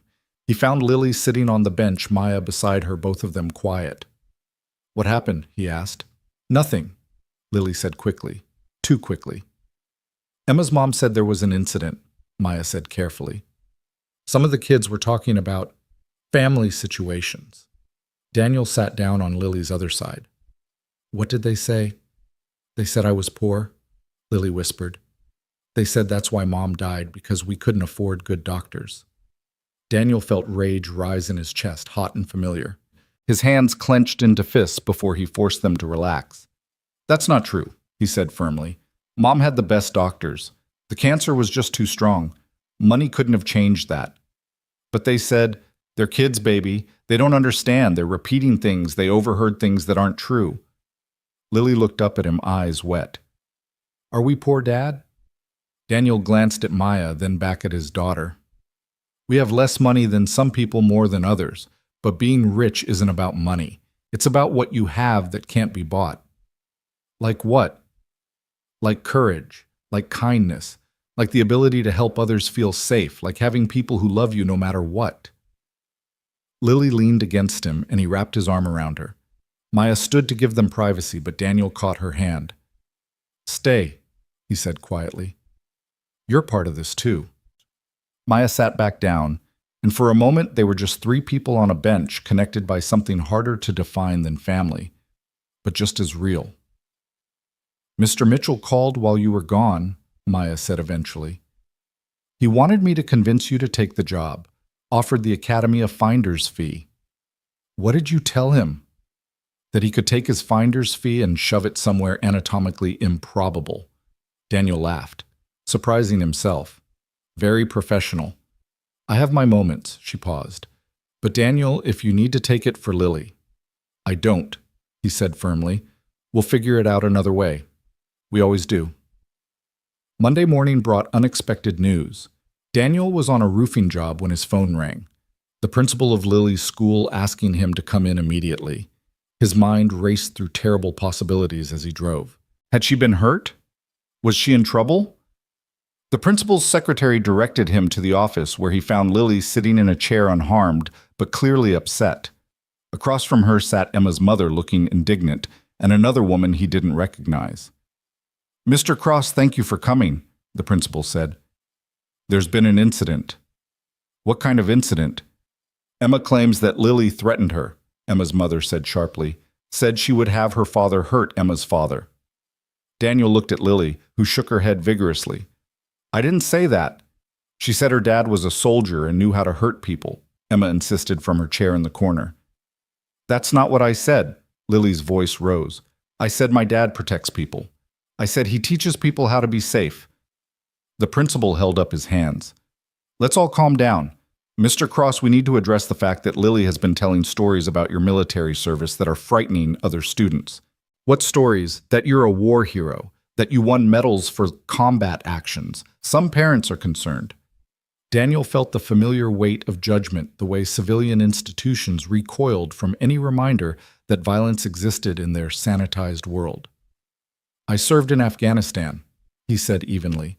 I received commendations for my service. If Lily is proud of that, I won't tell her to hide it. But surely you can understand the concern. What I understand, Daniel said, his voice dropping to the tone that used to make recruits stand straighter, is that my 7-year-old daughter is being punished for defending her father against cruel comments about our economic situation. Emma's mother had the grace to look uncomfortable. That's not... Emma told the entire party that Lily's mom died because we were too poor for good doctors. You want to talk about harmful stories? Let's start there. The room fell silent. The principal shuffled papers unnecessarily. Perhaps we all need to have a conversation with our children about appropriate topics. Perhaps we do, Daniel agreed. He stood extending his hand to Lily. Come on, baby, we're going home. Is she suspended? The principal asked. No, she's leaving for the day while I decide if this is the right environment for her education. As they walked to the truck, Lily's hand small in his, she asked, Are you mad at me? Never. You stood up for our family. That's never wrong. But now everyone will be weird about you being a soldier. Let them be weird. We know who we are. That evening at the dojo, word had somehow already spread. Several parents approached Daniel with supportive comments, while others kept their distance, eyeing him with new wariness. Maya pulled him aside before class. Heard about the school thing. You okay? I'm fine. Lily's tougher than she looks. Like her dad. Like her mom, Daniel corrected. Class that night had a different energy. The students watched him with new interest, wondering about the quiet instructor who apparently had a more complex history than they'd imagined. Daniel addressed it head-on. Some of you may have heard rumors about my background, he said at the start of class. Yes, I served in the military. Yes, I saw combat. No, that doesn't make me dangerous to you or special or anything other than someone who did a job and came home. We're here to train to learn to become better versions of ourselves. Everything else is just noise. Marcus raised his hand. Did you really win medals? Medals aren't won, they're earned, and they're not earned by individuals, they're earned by units, by teams. Whatever recognition I received belongs as much to the men I served with as to me. Were you scared? Another student asked. Every day. Being brave doesn't mean not feeling fear. It means doing what needs to be done despite the fear. The class settled after that, returning to their training with renewed focus. Daniel worked with them on escape techniques, on using voice as a weapon, on the psychology of confrontation. He watched Lily with her group, saw her executing moves with new confidence, and felt something ease in his chest. After class, as they were cleaning up, Mitchell appeared again. This time he wasn't alone. Colonel Harrison himself stood in the doorway, older and grayer than Daniel remembered, but still carrying himself with military precision. Daniel, Harrison said simply. Sir? Don't sir me, son. I'm retired just like you. Harrison moved into the dojo, his eyes taking in everything. Nice setup. You teaching these kids the real deal. I'm teaching them to survive. Good. That's all any of us can do. Harrison paused. Mitchell says you're not interested in the contract. That's right. Mind telling me why, and don't give me any bullshit about morality. We both know the world's more complicated than that. Daniel glanced at Lily, who was practicing forms with Maya. Because I promised someone I'd be present. Can't do that from Afghanistan or Iraq or wherever you're sending contractors these days. Harrison followed his gaze. She looks like her mother. You knew Sarah? Met her once at a battalion event. Smart woman. Saw right through all of us. Harrison smiled at the memory. She pulled me aside, told me to take care of you over there because you had important work to do at home. She did that. She did. Guess she knew something we didn't. Harrison pulled out an envelope, handed it to Daniel. This isn't a contract. It's consulting work. Domestic only. Training law enforcement, maybe some federal agencies. Work your own schedule, be home every night. Less money than the overseas gig, but more than you're making now. Daniel took the envelope, but didn't open it. Why? Because men like you shouldn't waste their skills on roofing. Because this country needs people who understand violence, teaching others how to manage it responsibly. Because your daughter deserves to see her father using his talents, not hiding from them. I'll think about it. That's all I ask. Harrison turned to leave, then paused. Rodriguez's widow, she asks about you sometimes. Says you haven't visited.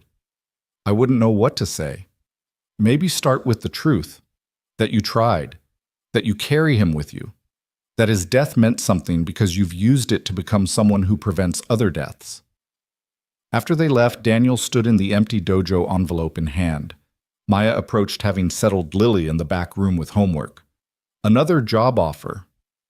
Different kind, domestic training, law enforcement stuff. That sounds better than the alternative. Maybe. He opened the envelope, looked at the numbers. Not life-changing money, but enough. Enough for a better apartment, reliable health insurance, maybe even some savings. It would mean traveling sometimes, few days here and there. We could work around that. I could adjust the class schedule. You'd do that? Maya stepped closer, close enough that he could smell her shampoo, something floral and clean. Daniel, you've brought something to this place that I didn't even know was missing. The students respect you in a way that's different from how they respect me. You make them feel capable not just of defending themselves, but of being better people. I'm just teaching them basic techniques. No. She put her hand on his arm, and he was surprised by how natural it felt. You're teaching them that strength comes in different forms, that violence isn't the answer, but sometimes it's the question, and they need to know how to respond. You're teaching them what you learned the hard way so they don't have to. Daniel looked down at her hand, then up at her face. There was something there, something that had been building for weeks, but that neither of them had acknowledged. Maya. I know, she said quietly. I know it's complicated. I know you're still grieving. I know there are 1,000 reasons why this is a bad idea. But Daniel, at some point you have to stop just surviving and start living again. Before he could respond, Lily's voice called out from the back room. Dad, I finished my homework. Can we go home? The moment broke Maya stepping back, both of them suddenly aware of the space between them. Think about the job, Maya said, professional distance restored. Think about all of it. That night, Daniel sat at his kitchen table, Harrison's offer spread out before him. Lily was asleep, the house quiet, except for the hum of the refrigerator and the distant sound of traffic. He thought about Rodriguez, about Patterson, about all the men who hadn't come home. He thought about Sarah, about her belief that he could be more than just a warrior. He picked up his phone, scrolled to Maria Rodriguez's number. He'd had it for years, never used it. Before he could lose his nerve, he pressed call. Hello? Her voice was cautious, uncertain. Maria, it's Daniel Cross. Silence for a long moment. Daniel, I wondered if you'd ever call. I'm sorry it took so long. I didn't know what to say. You don't have to say anything. Just tell me about that day. Tell me he wasn't alone. So Daniel told her. Not the sanitized version from the official report, but the truth. How Rodriguez had joked that morning about his son's Little League game. How he'd shared his MRE crackers because Daniel had given his to a local kid. How when the ambush hit, Rodriguez had pushed another soldier out of the line of fire, taking the round himself. How Daniel had held him while they waited for the medevac, talking about home, about baseball, about anything but the blood. He saved someone, Maria said through tears. He saved several people. He was a hero, Maria, a real one. He always said you were the hero, said you kept them all safe. We kept each other safe, until we couldn't. They talked for another hour, sharing memories, grief, and something that might have been healing. When Daniel finally hung up, he felt lighter somehow, as if a weight he'd carried for years had shifted, become more bearable. He looked at Harrison's offer again, training law enforcement, teaching them the skills that might keep them alive, that might help them protect others. It wasn't redemption, but it was purpose. He texted Harrison, I'll take the consulting job, part-time to start. Need to maintain my commitment to the dojo. The response was immediate. Good man. Welcome back to the world of the living. Daniel then texted Maya, took the consulting job. Also, would you like to have dinner sometime without Lily, without students, just us? This response took longer, and he could almost imagine her debating, weighing risks and possibilities. Finally, Friday night, I'll find a babysitter for Lily. Pick me up at 7. For the first time in longer than he could remember, Daniel smiled without weight behind it. Not because everything was fixed or healed or perfect, but because it was moving forward. Because maybe Sarah had been right. All along. Strength wasn't just for fighting, it was for living too. Friday arrived faster than Daniel expected, bringing with it a nervousness he hadn't felt since his first patrol in Afghanistan. He stood in front of his closet, realizing how limited his wardrobe had become, work clothes, training gear, and one suit he'd worn to Sarah's funeral. Maya had said casual, but everything he owned seemed to carry the weight of his past lives. "You look fine, Dad," Lily said from the doorway, already dressed in her pajamas for the babysitter. "Ms. Kim likes you no matter what you wear." "It's just dinner between colleagues," Daniel said, pulling on a clean button-down shirt. "Sure it is." Lily's knowing smile was too mature for her age. "That's why you've changed shirts 3 times. The babysitter arrived at 6:30. Mrs. Chen from next door, who'd watched Lily before, and whom Lily actually liked. Daniel gave his usual instructions, phone numbers, emergency contacts, trying not to think about how long it had been since he'd gone anywhere that wasn't work or the dojo. Maya lived in a townhouse on the better side of Cincinnati, the kind of neighborhood where people jogged with expensive strollers and coffee shops had French names. When she answered the door, Daniel forgot how to speak for a moment. She'd traded her usual training attire for a simple dress that somehow made her look both elegant and approachable. "You clean up nice," she said, smiling at his obvious discomfort. "You too. I mean, you always—" He stopped, took a breath. "Should we start over?" "Please don't." Nervous Daniel is actually kind of charming. They went to a small Italian restaurant. Maya knew the kind of place with checkered tablecloths and candles stuck in wine bottles. It should have felt cliché, but instead it felt comfortable, unpretentious. The owner knew Maya by name, asked about the dojo, seated them at a quiet corner table. "So," Maya said after they'd ordered, "tell me something about yourself that has nothing to do with the military or being a father." Daniel thought for a long moment. "I used to paint." "Really?" "Watercolors mostly. Landscapes. Sarah bought me this expensive set, one Christmas professional grade. I painted every weekend for a while." "What happened?" "Deployment, then another deployment, then Sarah got sick and painting pictures of pretty places seemed—" He shrugged. "The brushes are still in a box somewhere." "You should start again." "Maybe." He turned the conversation. "Your turn. Something non-Taekwondo related." Maya laughed. "That's harder than you'd think. Taekwondo has been my life since I was 8. She considered. "I have a degree in mechanical engineering." "Seriously?" "My parents' idea, backup plan in case the martial arts thing didn't work out. They're very practical people, Korean immigrants who believed in safety nets and stable careers." "But you chose fighting instead." "I chose teaching. The fighting was just the medium." She paused, wine glass halfway to her lips. "Though my parents still introduce me as their daughter, the engineer who happens to do martial arts." They talked through dinner conversation, flowing easier than Daniel had expected. Maya told him about growing up caught between 2 cultures, Korean at home and American everywhere else. How Taekwondo had been her parents' way of keeping her connected to heritage, but it became her way of defining herself. "The first time I won a tournament, my father cried," she said. "I'd never seen him emotional before. He said I'd found my own way to be both Korean and American, traditional and modern." That's a lot of weight to carry. All of us carry weight. The question is whether we let it crush us or strengthen us. Daniel thought about the weight he carried. Grief, guilt, responsibility. Some days it's one, some days the other. But you keep carrying it. That's what matters. Their plates were cleared, dessert offered, and declined. Neither seemed ready for the evening to end. "Walk with me," Maya asked. They strolled through the neighborhood autumn air, crisp enough to justify Maya taking his arm. It felt natural, right in a way Daniel hadn't expected to feel again. "Can I ask you something personal?" Maya said. "How did Sarah die?" "You've mentioned cancer, but—" Daniel was quiet for a moment, organizing thoughts he usually kept locked away. "Pancreatic, stage 4 when they found it. 6 months from diagnosis to—" He swallowed. "She fought so hard. Harder than anyone should have to fight. But some battles can't be won. I'm sorry. She made me promise things near the end. To keep Lily in dance classes, which lasted about a month before we couldn't afford it. To find someone else, which seemed impossible to even consider.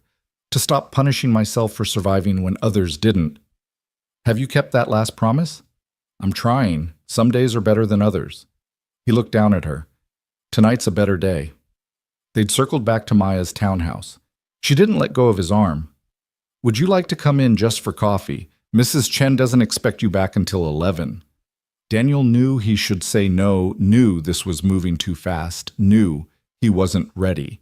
But Maya was looking at him with such open hope, and he was tired of saying no to possibilities. Coffee sounds good. Her house was exactly what he'd expected. Clean, organized with traditional Korean art mixed with modern furniture. Trophies and medals displayed but not ostentatiously. Photos of students' family, a younger Maya in competition. She made coffee while he studied the pictures. One caught his attention, Maya, with an older man in military uniform. "My brother," she said, handing him a mug. "Staff Sergeant Kim, Army Intelligence." "Where's he stationed?" "He's not. Medical discharge 3 years ago. IED messed up his leg and his head. The leg healed." Daniel understood what she wasn't saying. "Is he getting help?" "Some days he accepts it, some days he doesn't. Sound familiar?" "Yeah." They sat on the couch, not quite touching, but close enough to feel each other's warmth. "Is that why you didn't run when you found out about my background?" Daniel asked.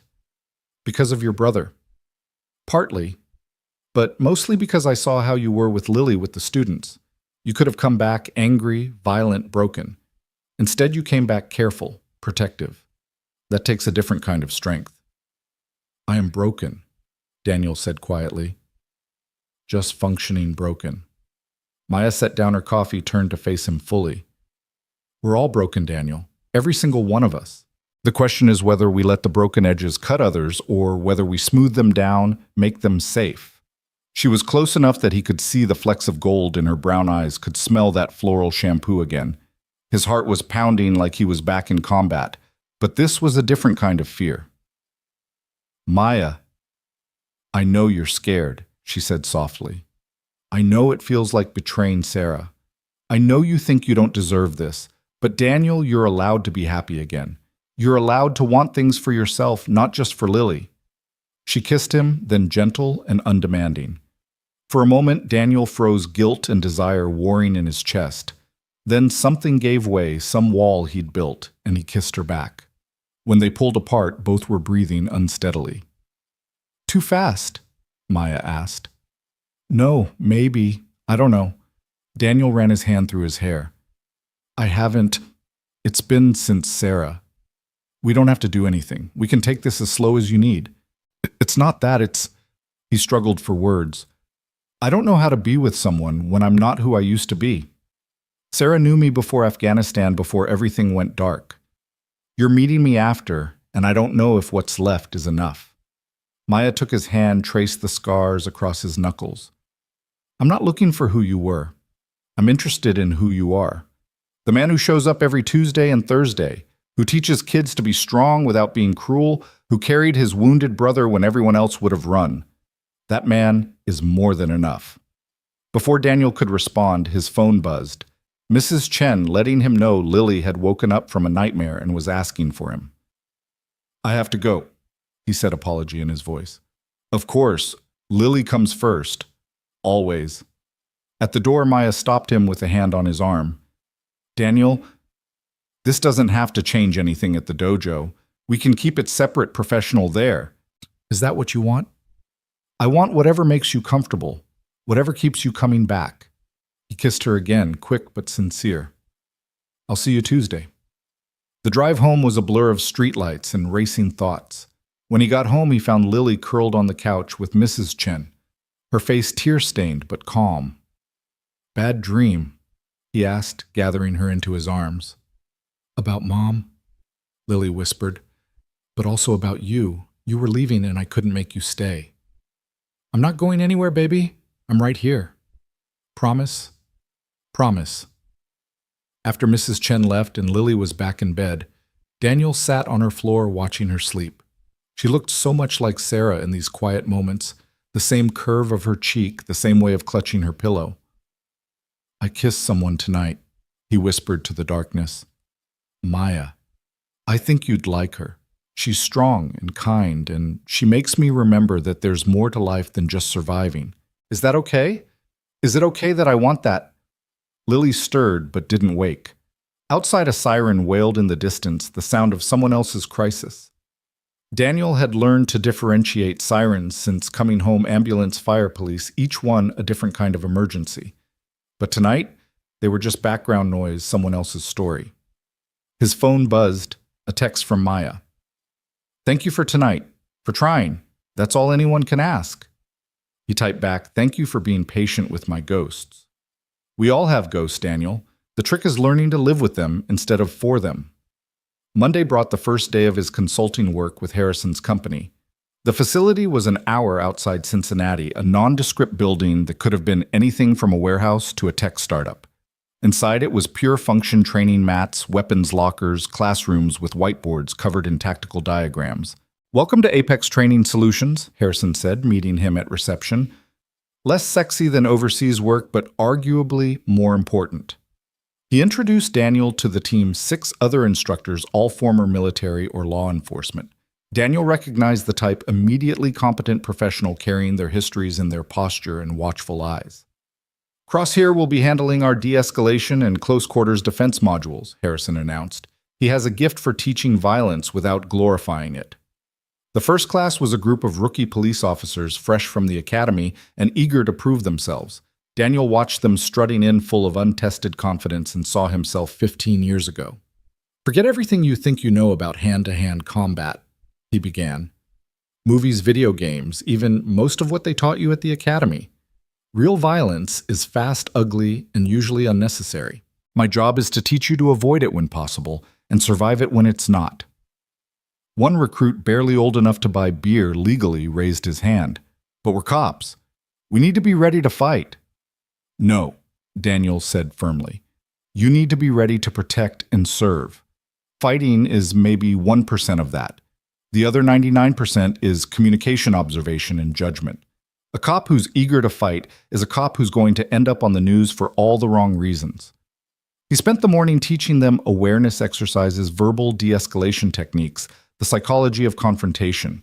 Only in the afternoon did he move to physical techniques, and even then he emphasized control over dominance. "Your goal is never to win a fight," he told them. "Your goal is to control a situation until backup arrives or the threat is neutralized. Every use of force should be the minimum necessary, not the maximum allowed." During a break, one of the other instructors, a former Navy SEAL named Thompson, approached him. "You're not teaching them to be warriors," Thompson observed. "They're not warriors, they're peace officers. There's a difference. Some of them won't survive without a warrior mentality." Daniel thought of Rodriguez, of Patterson, of all the warriors who hadn't survived despite their mentality. And some of them won't survive with it. They'll shoot when they should talk escalate, when they should retreat. They'll become what they're supposed to prevent. Thompson studied him for a moment. "You've thought about this a lot." "Every day since I came home."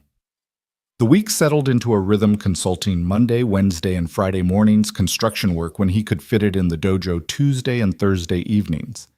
It was exhausting, but purposeful. For the first time since discharge, Daniel felt like he was building something instead of just maintaining. Thursday evening at the dojo brought an unexpected challenge. A group of older teenagers had enrolled transfers from another school that had closed.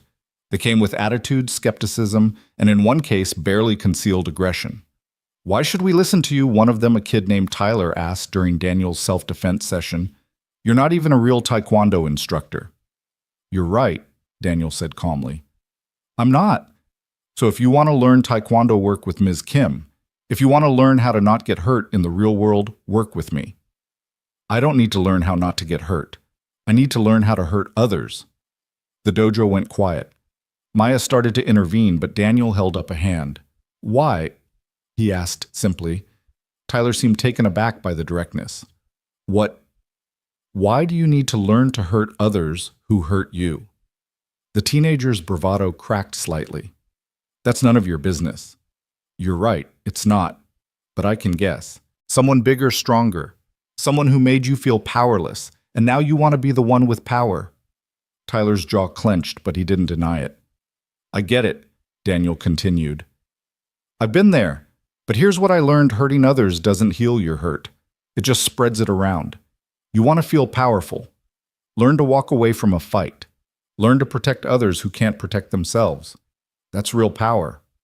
"That's bullshit," Tyler spat, but there was less conviction in it. "Maybe. Tell you what, spar with me. Full contact within reason. If you can land one solid hit, I'll teach you whatever you want to learn. If you can't, you train my way for 1 month. Deal." Tyler looked around at his friends, trapped by teenage pride. "Deal." They cleared a space, other students forming a circle. Maya looked concerned but didn't interfere. She understood that sometimes lessons had to be physical to be understood. Tyler came at him hard, all aggression and no strategy. Daniel moved minimally, redirecting rather than blocking, using Tyler's own momentum against him. Every time the teenager thought he had an opening, Daniel wasn't there. Every time he threw a punch or kick with real intent, he found himself off balance, stumbling. After 3 minutes, Tyler was gasping, frustrated, nearly in tears from embarrassment and exhaustion. He'd thrown dozens of strikes and hadn't come close to connecting. "Lesson 1, Daniel said, not even breathing hard. "Anger makes you stupid. Lesson 2, the person who stays calm usually wins. Lesson 3, you just got a full workout while I barely moved. Who do you think would last longer in a real fight?" Tyler dropped to his knees, defeated in more ways than physical. His friends helped him up, their earlier cockiness replaced with respect. 1 month, Daniel reminded him. "My way." Tyler nodded, unable to speak through his gasping. After class, his parents collected their kids and the new teenagers left, with considerably less swagger than they had arrived with. Maya approached Daniel. "That was risky," she said. "Calculated risk. Kid needed to learn he wasn't as tough as he thought." "No, I mean letting him that close to you. I saw your hands shaking afterward." Daniel looked down at his hands, noticed the tremor for the first time. "It's harder than I thought, letting people try to hurt me without responding the way I was trained to. But you did it. You stayed in control. This time." Maya touched his arm gently. "Every time. That's who you are now." Before he could respond, Lily bounded over, full of excitement about a new form she'd learned. The moment passed, but the warmth of Maya's touch lingered. That weekend, Harrison called with a special request. "FBI wants a demonstration. They're developing a new training protocol for dealing with veterans in crisis. They want someone who understands both sides." "I'm not sure I'm the right person for that." "You're exactly the right person. You've been in crisis. You've come through it. You can speak to it in a way that matters." The session was scheduled for Monday. Daniel spent the weekend researching, preparing, trying to figure out how to explain the inexplicable, how a trained warrior could become a danger to themselves and others, and how to reach them in that darkness. Sunday evening, while Lily was at a sleepover, Maya came by. They'd been careful at the dojo, maintaining professional distance, but here in his small kitchen, that distance dissolved. "You're nervous about tomorrow?" she observed, watching him pace. "I have to explain how people like me think when we're at our worst. How do I do that without—" He struggled for words. "Without going back there myself. By remembering why you're doing it. To help others, both the veterans and the agents who have to deal with them." She stayed that night. Nothing physical beyond holding each other on the couch. Daniel talking about things he'd never told anyone, the paranoia that first year back. The times he'd almost hurt someone because they moved too fast or came up behind him the night he'd sat in his car with his service weapon, wondering if Lily would be better off without a broken father. "But you didn't," Maya said into his chest. "You chose to stay to fight to heal. I chose to survive. I'm not sure that's the same as healing. Maybe healing is just surviving long enough to help others do the same." Monday's FBI session was held in a federal building downtown, all concrete and security checkpoints. Daniel found himself in front of 40 agents, all watching him with professional interest. "I'm not here to teach you tactics," he began. "I'm here to teach you empathy. When you encounter a veteran in crisis, you're not dealing with a criminal or a crazy person. You're dealing with someone whose survival instincts have been weaponized and who may not be able to turn them off." He talked about hypervigilance, about PTSD triggers, about the way a trained soldier's body could react before their mind caught up. He demonstrated holds that would work without triggering combat responses, verbal techniques that acknowledged rather than challenged. "The biggest mistake you can make is to treat them like either a hero or a threat," he said. "They're neither. They're someone trying to reconcile who they were trained to be with, who the world needs them to be now. Your job is to give them space to make that choice." One agent raised her hand. "What if they can't make that choice? What if they're too far gone?" Daniel was quiet for a moment, thinking of friends who hadn't made it back, not from war, but from the peace that followed. Then you do what you have to do to protect others, but you do it with respect for what they were, not judgment for what they've become. The session went 3 hours with role-playing and scenarios. By the end, Daniel was exhausted, emotionally drained from revisiting places he'd tried to leave behind. But Harrison clapped him on the shoulder, said it was the best training they'd ever received.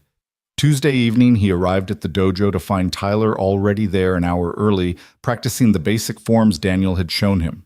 The kid's friends were with him, all working with surprising dedication. "You came back," Daniel observed. "Said I would," Tyler replied, not stopping his practice. "1 month your way." "Why the extra hour?"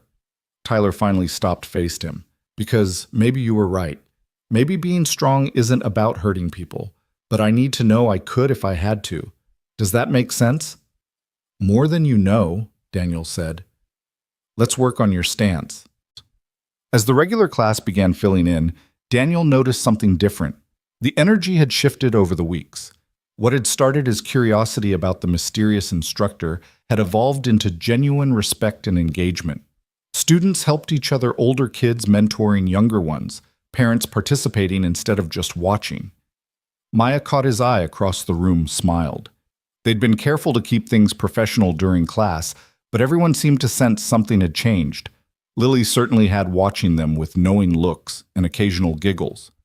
Halfway through class, the door burst open. A man Daniel didn't recognize stumbled in, but this wasn't like the drunk ex-husband from weeks ago.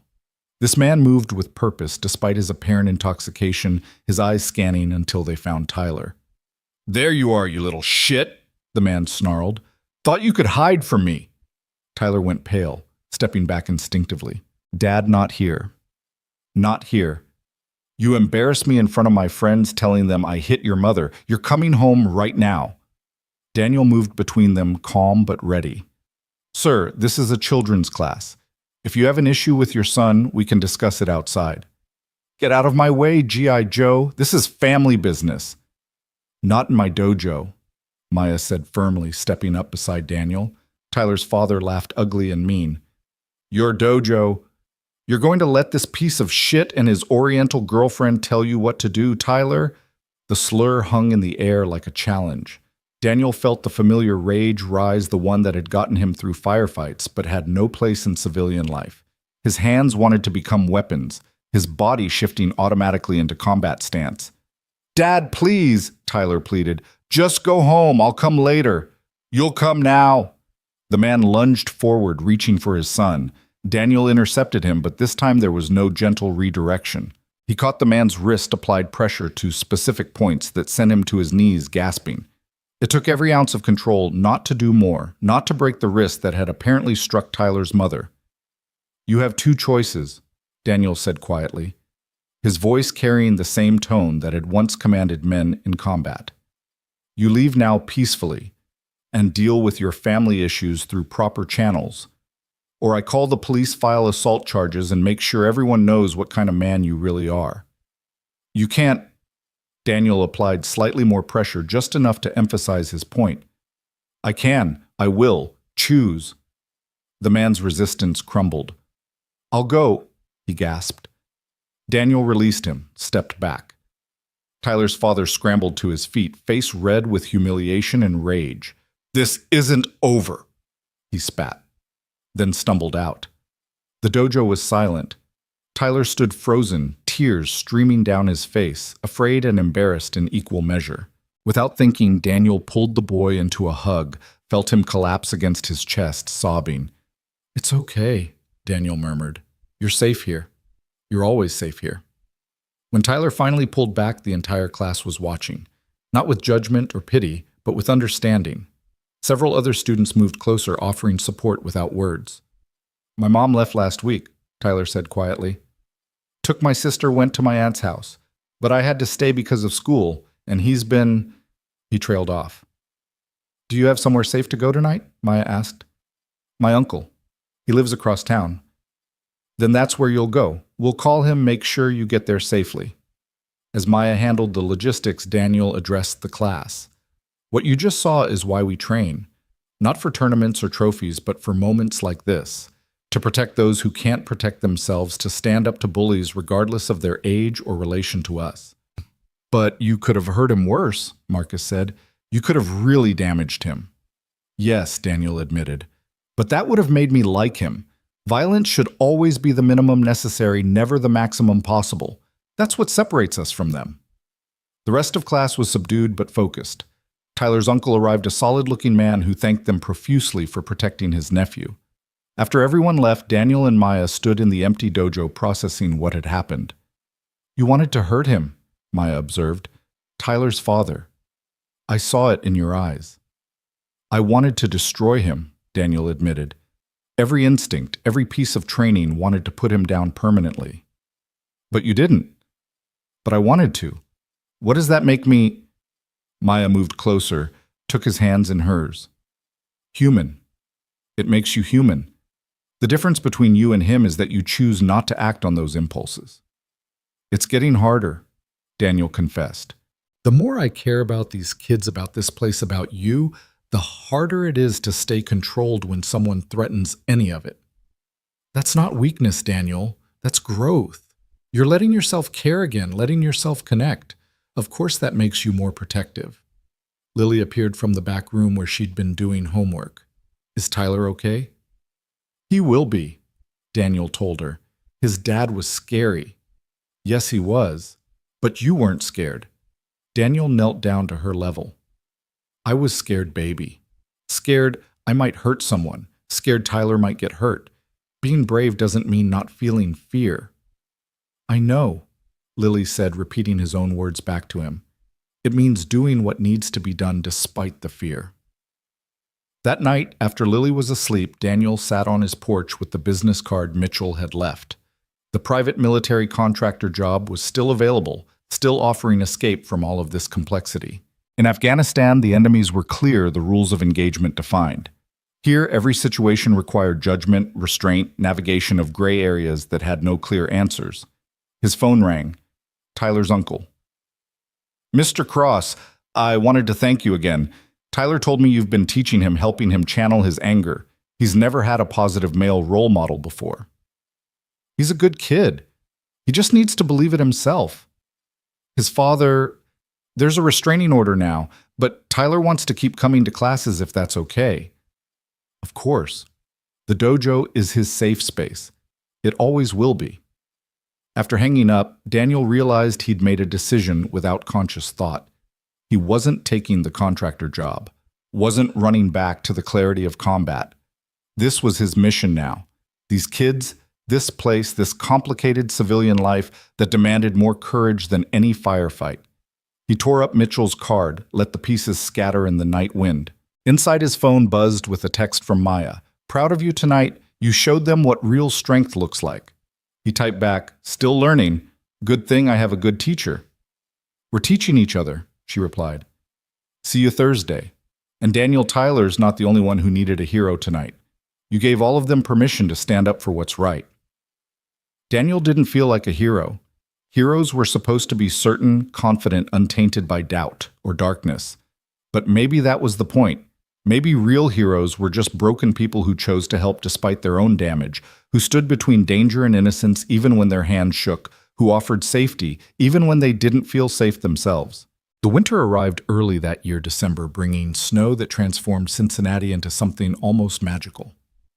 Daniel stood at the dojo window watching fat flakes drift past the glass while his advanced class worked through their forms.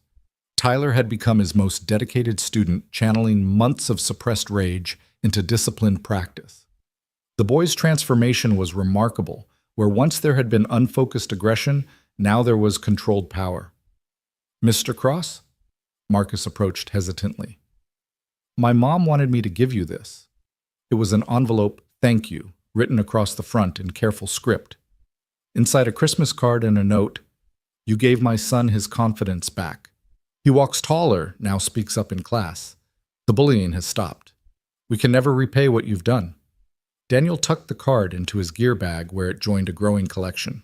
3 months of teaching had brought dozens of similar notes, small testimonies to changes he hadn't expected to make. All right, everyone gather round, he called. The students formed a semicircle, their faces flushed from exertion. Christmas break starts next week. I want to talk about something important. Lily sat in the front row, her white belt recently replaced with yellow earned through weeks of dedicated practice.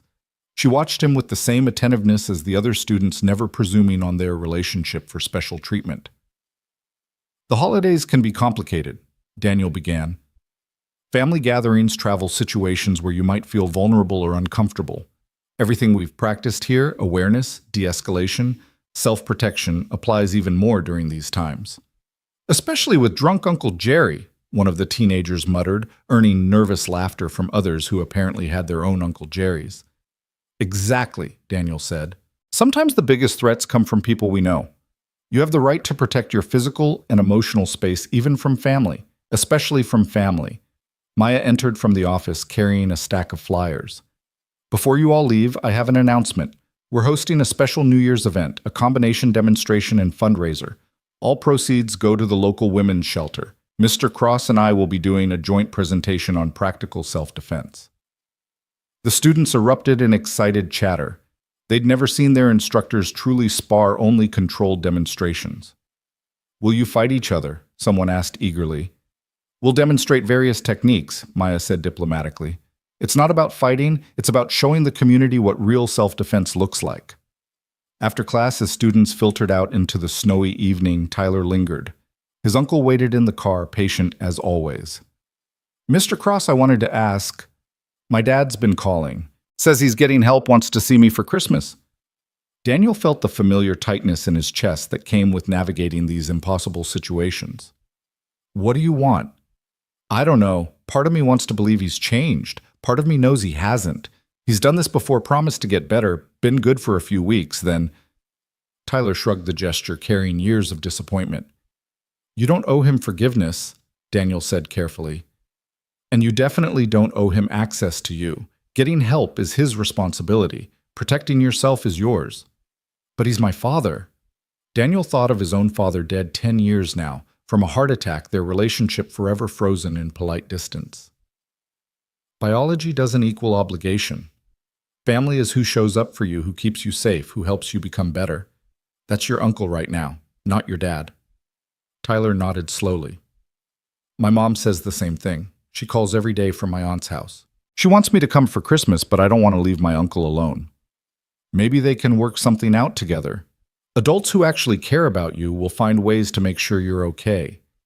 As Tyler left, Maya approached, slipping her hand into Daniel's. They'd grown less careful about hiding their relationship, though they maintained professionalism during classes. You handled that well, she said. Did I wanted to tell him to never speak to his father again. But you didn't. You gave him agency, let him make his own choice with good information. They stood together watching the snow fall, the dojo warm and quiet around them. These moments of peace had become precious islands of calm in lives that had been shaped by conflict. Lily asked me something yesterday, Maya said. She wanted to know if I was going to be her new mom. Daniel's breath caught. What did you tell her? So that I cared about both of you very much, but those were big decisions that took time. Was that okay? It was perfect. He turned to face her. But since we're being honest, I've been thinking about it too. Not marriage, not yet, but more. Something more permanent. Maya smiled, the expression lighting up her whole face. I've been thinking the same thing. My parents want to meet you, by the way. They've been hearing about this mysterious veteran who's stolen their daughter's attention. Stolen? Captured maybe, though I went pretty willingly. Before Daniel could respond, his phone rang. Harrison's number. Daniel, we have a situation. Can you come to the facility? Now. What kind of situation? One of our contractors, Williams. You knew him in Afghanistan. He's barricaded himself in the training room, fully armed. Says he'll only talk to you. Daniel's blood went cold. Jake Williams had been in his unit, one of the few who'd made it home physically intact. I'll be right there. Maya drove him, insisting he shouldn't go alone. The facility was surrounded by police cars when they arrived, lights painting the snow red and blue. Harrison met them at the perimeter. He's been in there 3 hours. Won't talk to negotiators, won't talk to me. Just keeps asking for you. What triggered this? Contract fell through. His wife left last month, took the kids. Perfect storm of bad news. Harrison paused. He's got enough ammunition to hold out for days, Daniel, and he's positioned where SWAT can't get a clean shot without risking him shooting back. Daniel understood what Harrison wasn't saying. Williams was looking for suicide by cop, but wanted to go down fighting.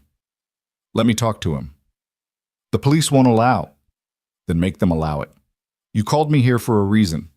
It took 20 minutes of arguing, signing waivers, accepting responsibility. Finally, they let him approach the building wearing a vest they insisted on, despite his protest that it would only make Williams more suspicious. The training facility was dark except for emergency lighting. Williams had barricaded himself in the main mat room, furniture piled against doors, windows covered. Daniel could see the tactical positioning, good sight lines, multiple fallback positions. Williams had always been smart. "Jake," Daniel called out. "It's Cross. Danny Cross." Silence for a long moment, then, "That really you, Danny?" "Yeah, brother, it's me. Mind if I come in?" "It's cold out here." A bitter laugh. "Sure, why not? Door's open." "Well, one of them is." Daniel found Williams sitting in the center of the mat, an AR-15 across his lap, several pistols within reach.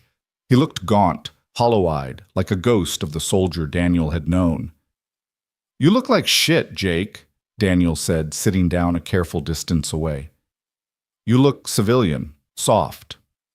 "Maybe. Been teaching kids martial arts, trying to convince them violence isn't the answer, while knowing sometimes it is."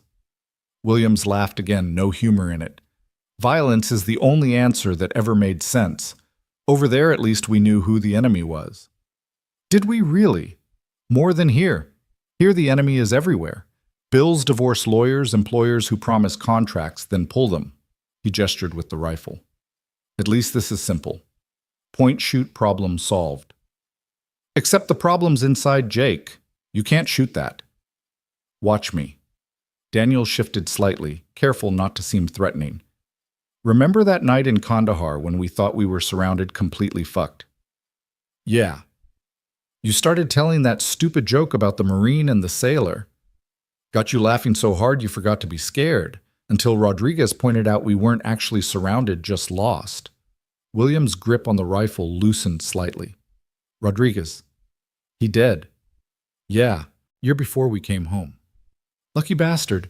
Didn't have to deal with this shit." "You think Maria Rodriguez thinks her husband was lucky? You think his kids do?" Williams was quiet for a moment. "My kids won't even talk to me. Say I scare them." "Do you?" "Probably. I scare myself sometimes." He looked at Daniel directly for the first time. "How do you do it, Danny? How do you pretend to be normal?" "I don't. I just try to be useful. Found people who need what we learned, even if what we learned was horrible." "Nobody needs what I learned." "Tyler Brennan does." Williams frowned. "Who?" "Kid at the dojo. 16, angry, abusive father. Was heading down a bad path until I taught him how to control his anger instead of letting it control him. Use the same techniques Gunny taught us for staying calm under fire." "You're teaching kids combat techniques." "I'm teaching them the discipline that comes with combat techniques. The control, the responsibility. The understanding that being capable of violence makes you responsible for restraining it." Williams was listening now, the rifle resting forgotten across his legs. "There's a girl, Marcus, who was being bullied. Taught her how to stand tall, project confidence. Bullies stopped bothering her because she stopped looking like a victim. That's straight from our force protection training." "It's not the same."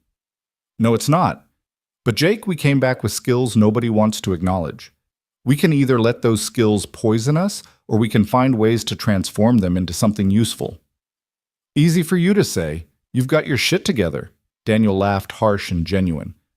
"My shit is held together with duct tape and stubbornness. I wake up at 3 a.m. most nights reaching for a weapon that isn't there. I check exits everywhere I go. Last month, a car backfired and I hit the deck in a grocery store parking lot, scared the hell out of some poor woman with her kids." "But you've got that kid. Lily." "Yeah, she's my anchor. But Jake, you've got kids too." "Who won't see me?" "Right now. Because right now you're not safe for them. But that can change. You can get help. Real help, not just VA groups that don't understand. You can become someone they want to know again. Williams looked around the barricaded room. I've really fucked this up, haven't I? Yeah, but it's not unfixable. Not yet. Put the weapons down, Jake. Come with me. Harrison knows a program inpatient specifically for operators like us. Real help, not bureaucratic bullshit. The cops will be handled. Harrison has connections. No charges if you come peacefully get treatment. William's hand tightened on the rifle again. What if I can't? What if this is all I am now, a weapon without a target? Then you learn to be something else. It's possible, Jake. I'm doing it. Slowly, badly sometimes, but doing it. You were always stronger than the rest of us. No, I just had someone depending on me to figure it out. Daniel moved closer within reach now. Your kids need you to figure it out too. Not today, maybe not tomorrow, but eventually. They need their father not perfect, just present and trying. William started crying, then great gasping sobs that shook his whole body. Daniel carefully removed the rifle, then the pistols, pushing them out of reach before pulling his friend into an embrace. I've got you, brother, he murmured. We're going to get through this. It took another hour to fully resolve the situation. Williams was taken to a psychiatric facility that specialized in veteran treatment, Harrison pulling strings to avoid criminal charges. Daniel gave statements to police, signed more papers, finally emerged to find Maya still waiting in the snow. Is he okay? She asked. He will be. Maybe. I hope. She drove him home in silence, understanding he needed time to process. At his house, Lily was asleep on the couch, Mrs. Chen knitting in the chair beside her. She insisted on waiting up for you, Mrs. Chen explained. Said you might need a hug when you got home. After the babysitter left, Daniel sat beside his sleeping daughter, overwhelmed by the simple peace of her presence. Maya sat on his other side, her hand finding his. You saved him, she said quietly. For now. Recovery isn't a one-time thing, it's daily, sometimes hourly. Like grief. Like everything worthwhile.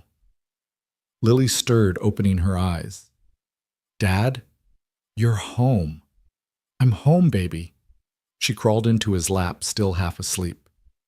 Did you help someone tonight? I tried.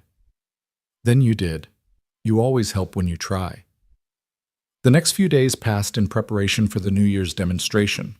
Daniel and Maya choreographed their presentation carefully, balancing education with entertainment, reality with restraint. The event had sold out, 300 people coming to support the shelter. The night of the demonstration, Daniel stood backstage, hands steady, despite his nerves. This was different from teaching small classes. This was public, visible, permanent in the age of social media. You ready? Maya asked, stunning in her black demonstration uniform. As ready as I get for anything these days. She kissed him quickly. You're going to be amazing. They walked out to thunderous applause. The crowd was diverse students and their families, community members, local law enforcement. Daniel had trained even some of the FBI agents from his workshop. Lily sat in the front row between Maya's parents and Tyler's uncle, beaming with pride. Tonight, Maya began, we want to show you that self-defense isn't about fighting. It's about awareness prevention and, when necessary, controlled response to threat. They began with verbal de-escalation scenarios, Daniel playing aggressor, while Maya demonstrated how voice and posture could diffuse situations. Then they switched, showing that techniques worked regardless of gender. The best fight, Daniel told the audience, is the one that never happens. They moved through environmental awareness, escape techniques, basic strikes, and blocks. Finally, they demonstrated what real defensive combat looked like, fast, efficient, focused on escape rather than domination. The finale was a full-speed scenario, Maya walking through a simulated parking garage, while Daniel and 2 volunteers played potential threats. She navigated the space with tactical awareness, avoided one threat through positioning verbally, de-escalated another, and when the third attempted to grab her, she responded with precise violence that allowed her to escape. The crowd erupted in applause. But Daniel noticed something else, understanding on faces that had come expecting action movie choreography, and instead saw something real, practical, achievable. During the Q&A that followed, a woman raised her hand. Mr. Cross, how do we overcome the freeze response? When I was attacked last year, I couldn't move, couldn't scream. Daniel nodded, recognizing the trauma in her voice. Freezing is natural. It's one of three responses: fight, flight, or freeze. The key is training your body to have automatic responses that can break through the freeze. Simple things practiced until they're instinct. Like what? Like this. He demonstrated a simple hand movement that could break a wrist grab. Practice this 1,000 times, and your body will do it without your mind needing to engage. That breaks the freeze, creates space for other responses. More questions followed, parents asking about protecting children. Teenagers wanting to know about school situations, adults navigating workplace concerns. Daniel and Maya answered them all with patience and honesty, never promising more than techniques could deliver. After the event, as they helped clean up, Tyler approached with his uncle and surprisingly his mother. "Mr. Crossfire," Tyler's mother said, "I wanted to thank you. Tyler's told me everything you've done for him. He's like a different kid, confident, but not aggressive, strong, but not angry." "He did the work," Daniel said. "I just showed him the path." Still, she glanced at her son with obvious pride.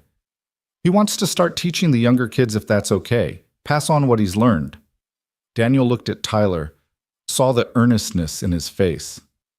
"We could use an assistant with the kids' classes. Minimum wage, but you'd be helping." Tyler's grin could have lit the entire dojo. "Really? Really? You've earned it." As the last people filed out, Daniel found himself alone in the dojo with Maya and Lily.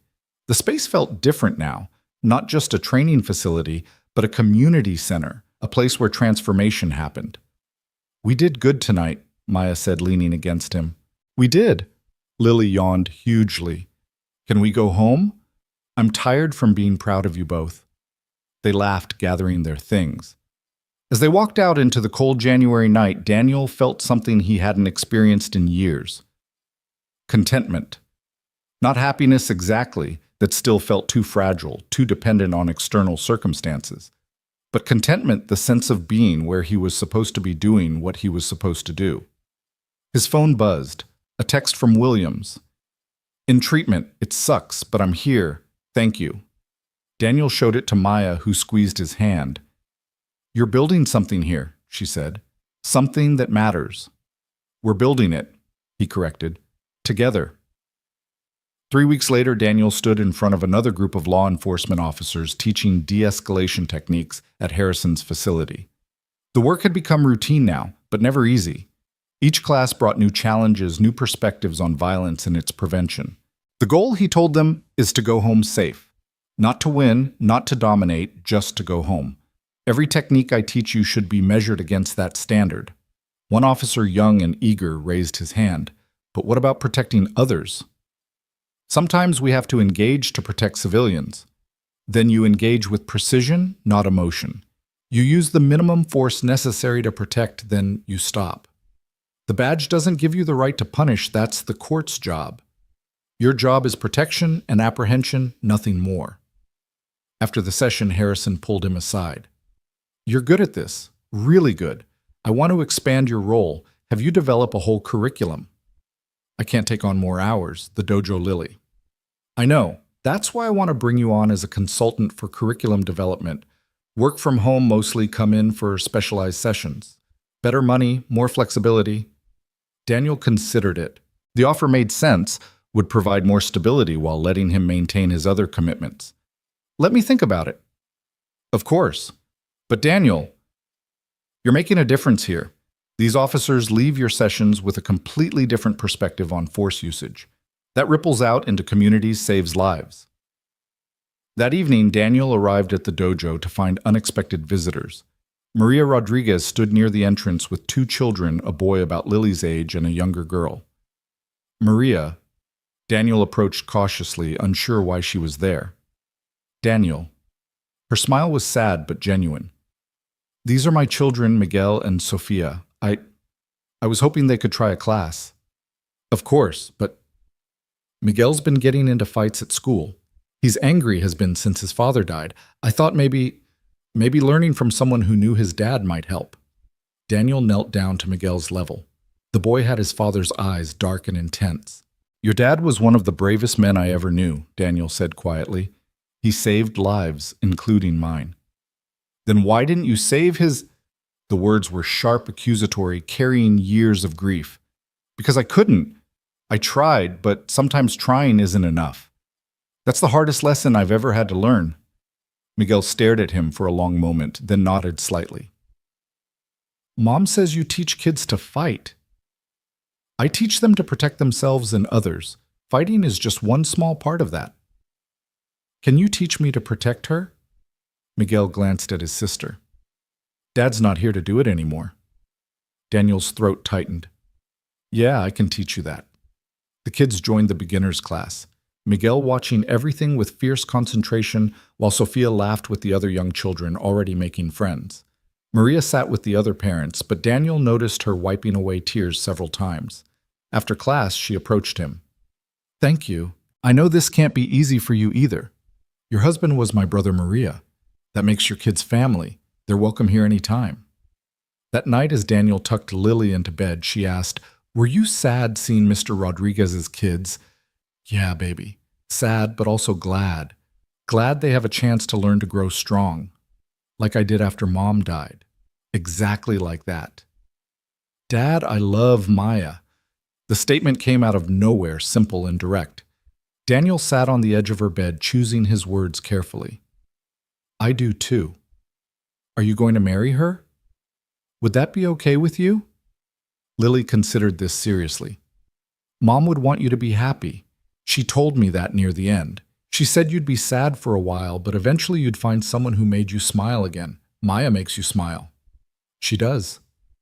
Then yes, it's okay. More than okay. Daniel kissed her forehead, turned off the light. In the living room, his laptop sat open on the coffee table, Harrison's curriculum proposal on the screen. Beside it, his phone showed a text from Maya. Thinking about you. My parents loved you, by the way. Mom's already planning our wedding. Sorry in advance. He smiled, typing back, Your mom might be onto something. Her response was immediate. Daniel Cross, are you proposing via text? No. When I propose, you'll know it. But I'm saying it's not an impossibility. Good. Because I'd say yes. Daniel set the phone aside, looked around his small rental house. In a year, everything had changed. He'd gone from isolated survival to building something that resembled a life. Not the life he'd planned before Afghanistan, not the life he'd had with Sarah, but something new, something worthwhile. The photo Harrison had sent months ago still sat in his metal box, all those dead faces looking at the camera. But now it sat alongside other things. Lily's first yellow belt, the thank you cards from parents, a picture from the New Year's demonstration showing him and Maya mid-technique, perfectly synchronized. The ghosts were still there. They always would be. But they no longer defined the boundaries of his world. He'd found a way to honor them while still moving forward to use what they'd taught him in service of the living. His phone rang. Williams calling from the treatment center. Danny? I wanted you to know my kids visited today. First time in 3 months. It was awkward as hell, but they came. That's good, Jake. That's really good. I've got a long way to go. Doc says I might be here another 2 months, but after, Harrison says there might be work for me, teaching like you do. Think I could handle that. Daniel thought about Williams and that barricaded room rifle across his lap ready to die rather than face another day. Then he thought about Tyler Marcus Miguel, all the kids who needed to learn that strength wasn't about violence, but about choice. Yeah, Jake, I think you could handle it. We all can if we remember why we're doing it. After the call, Daniel stepped onto his front porch. The winter night was clear stars visible despite the city lights. Somewhere across town, Maya was probably preparing tomorrow's lesson plans. At her uncle's house, Tyler was likely practicing forms, preparing to help teach. In their beds, dozens of kids slept better, knowing they had tools to protect themselves. It wasn't the life Daniel had planned, but it was the one he'd built from the pieces of what remained. And maybe that was enough. Maybe that was everything.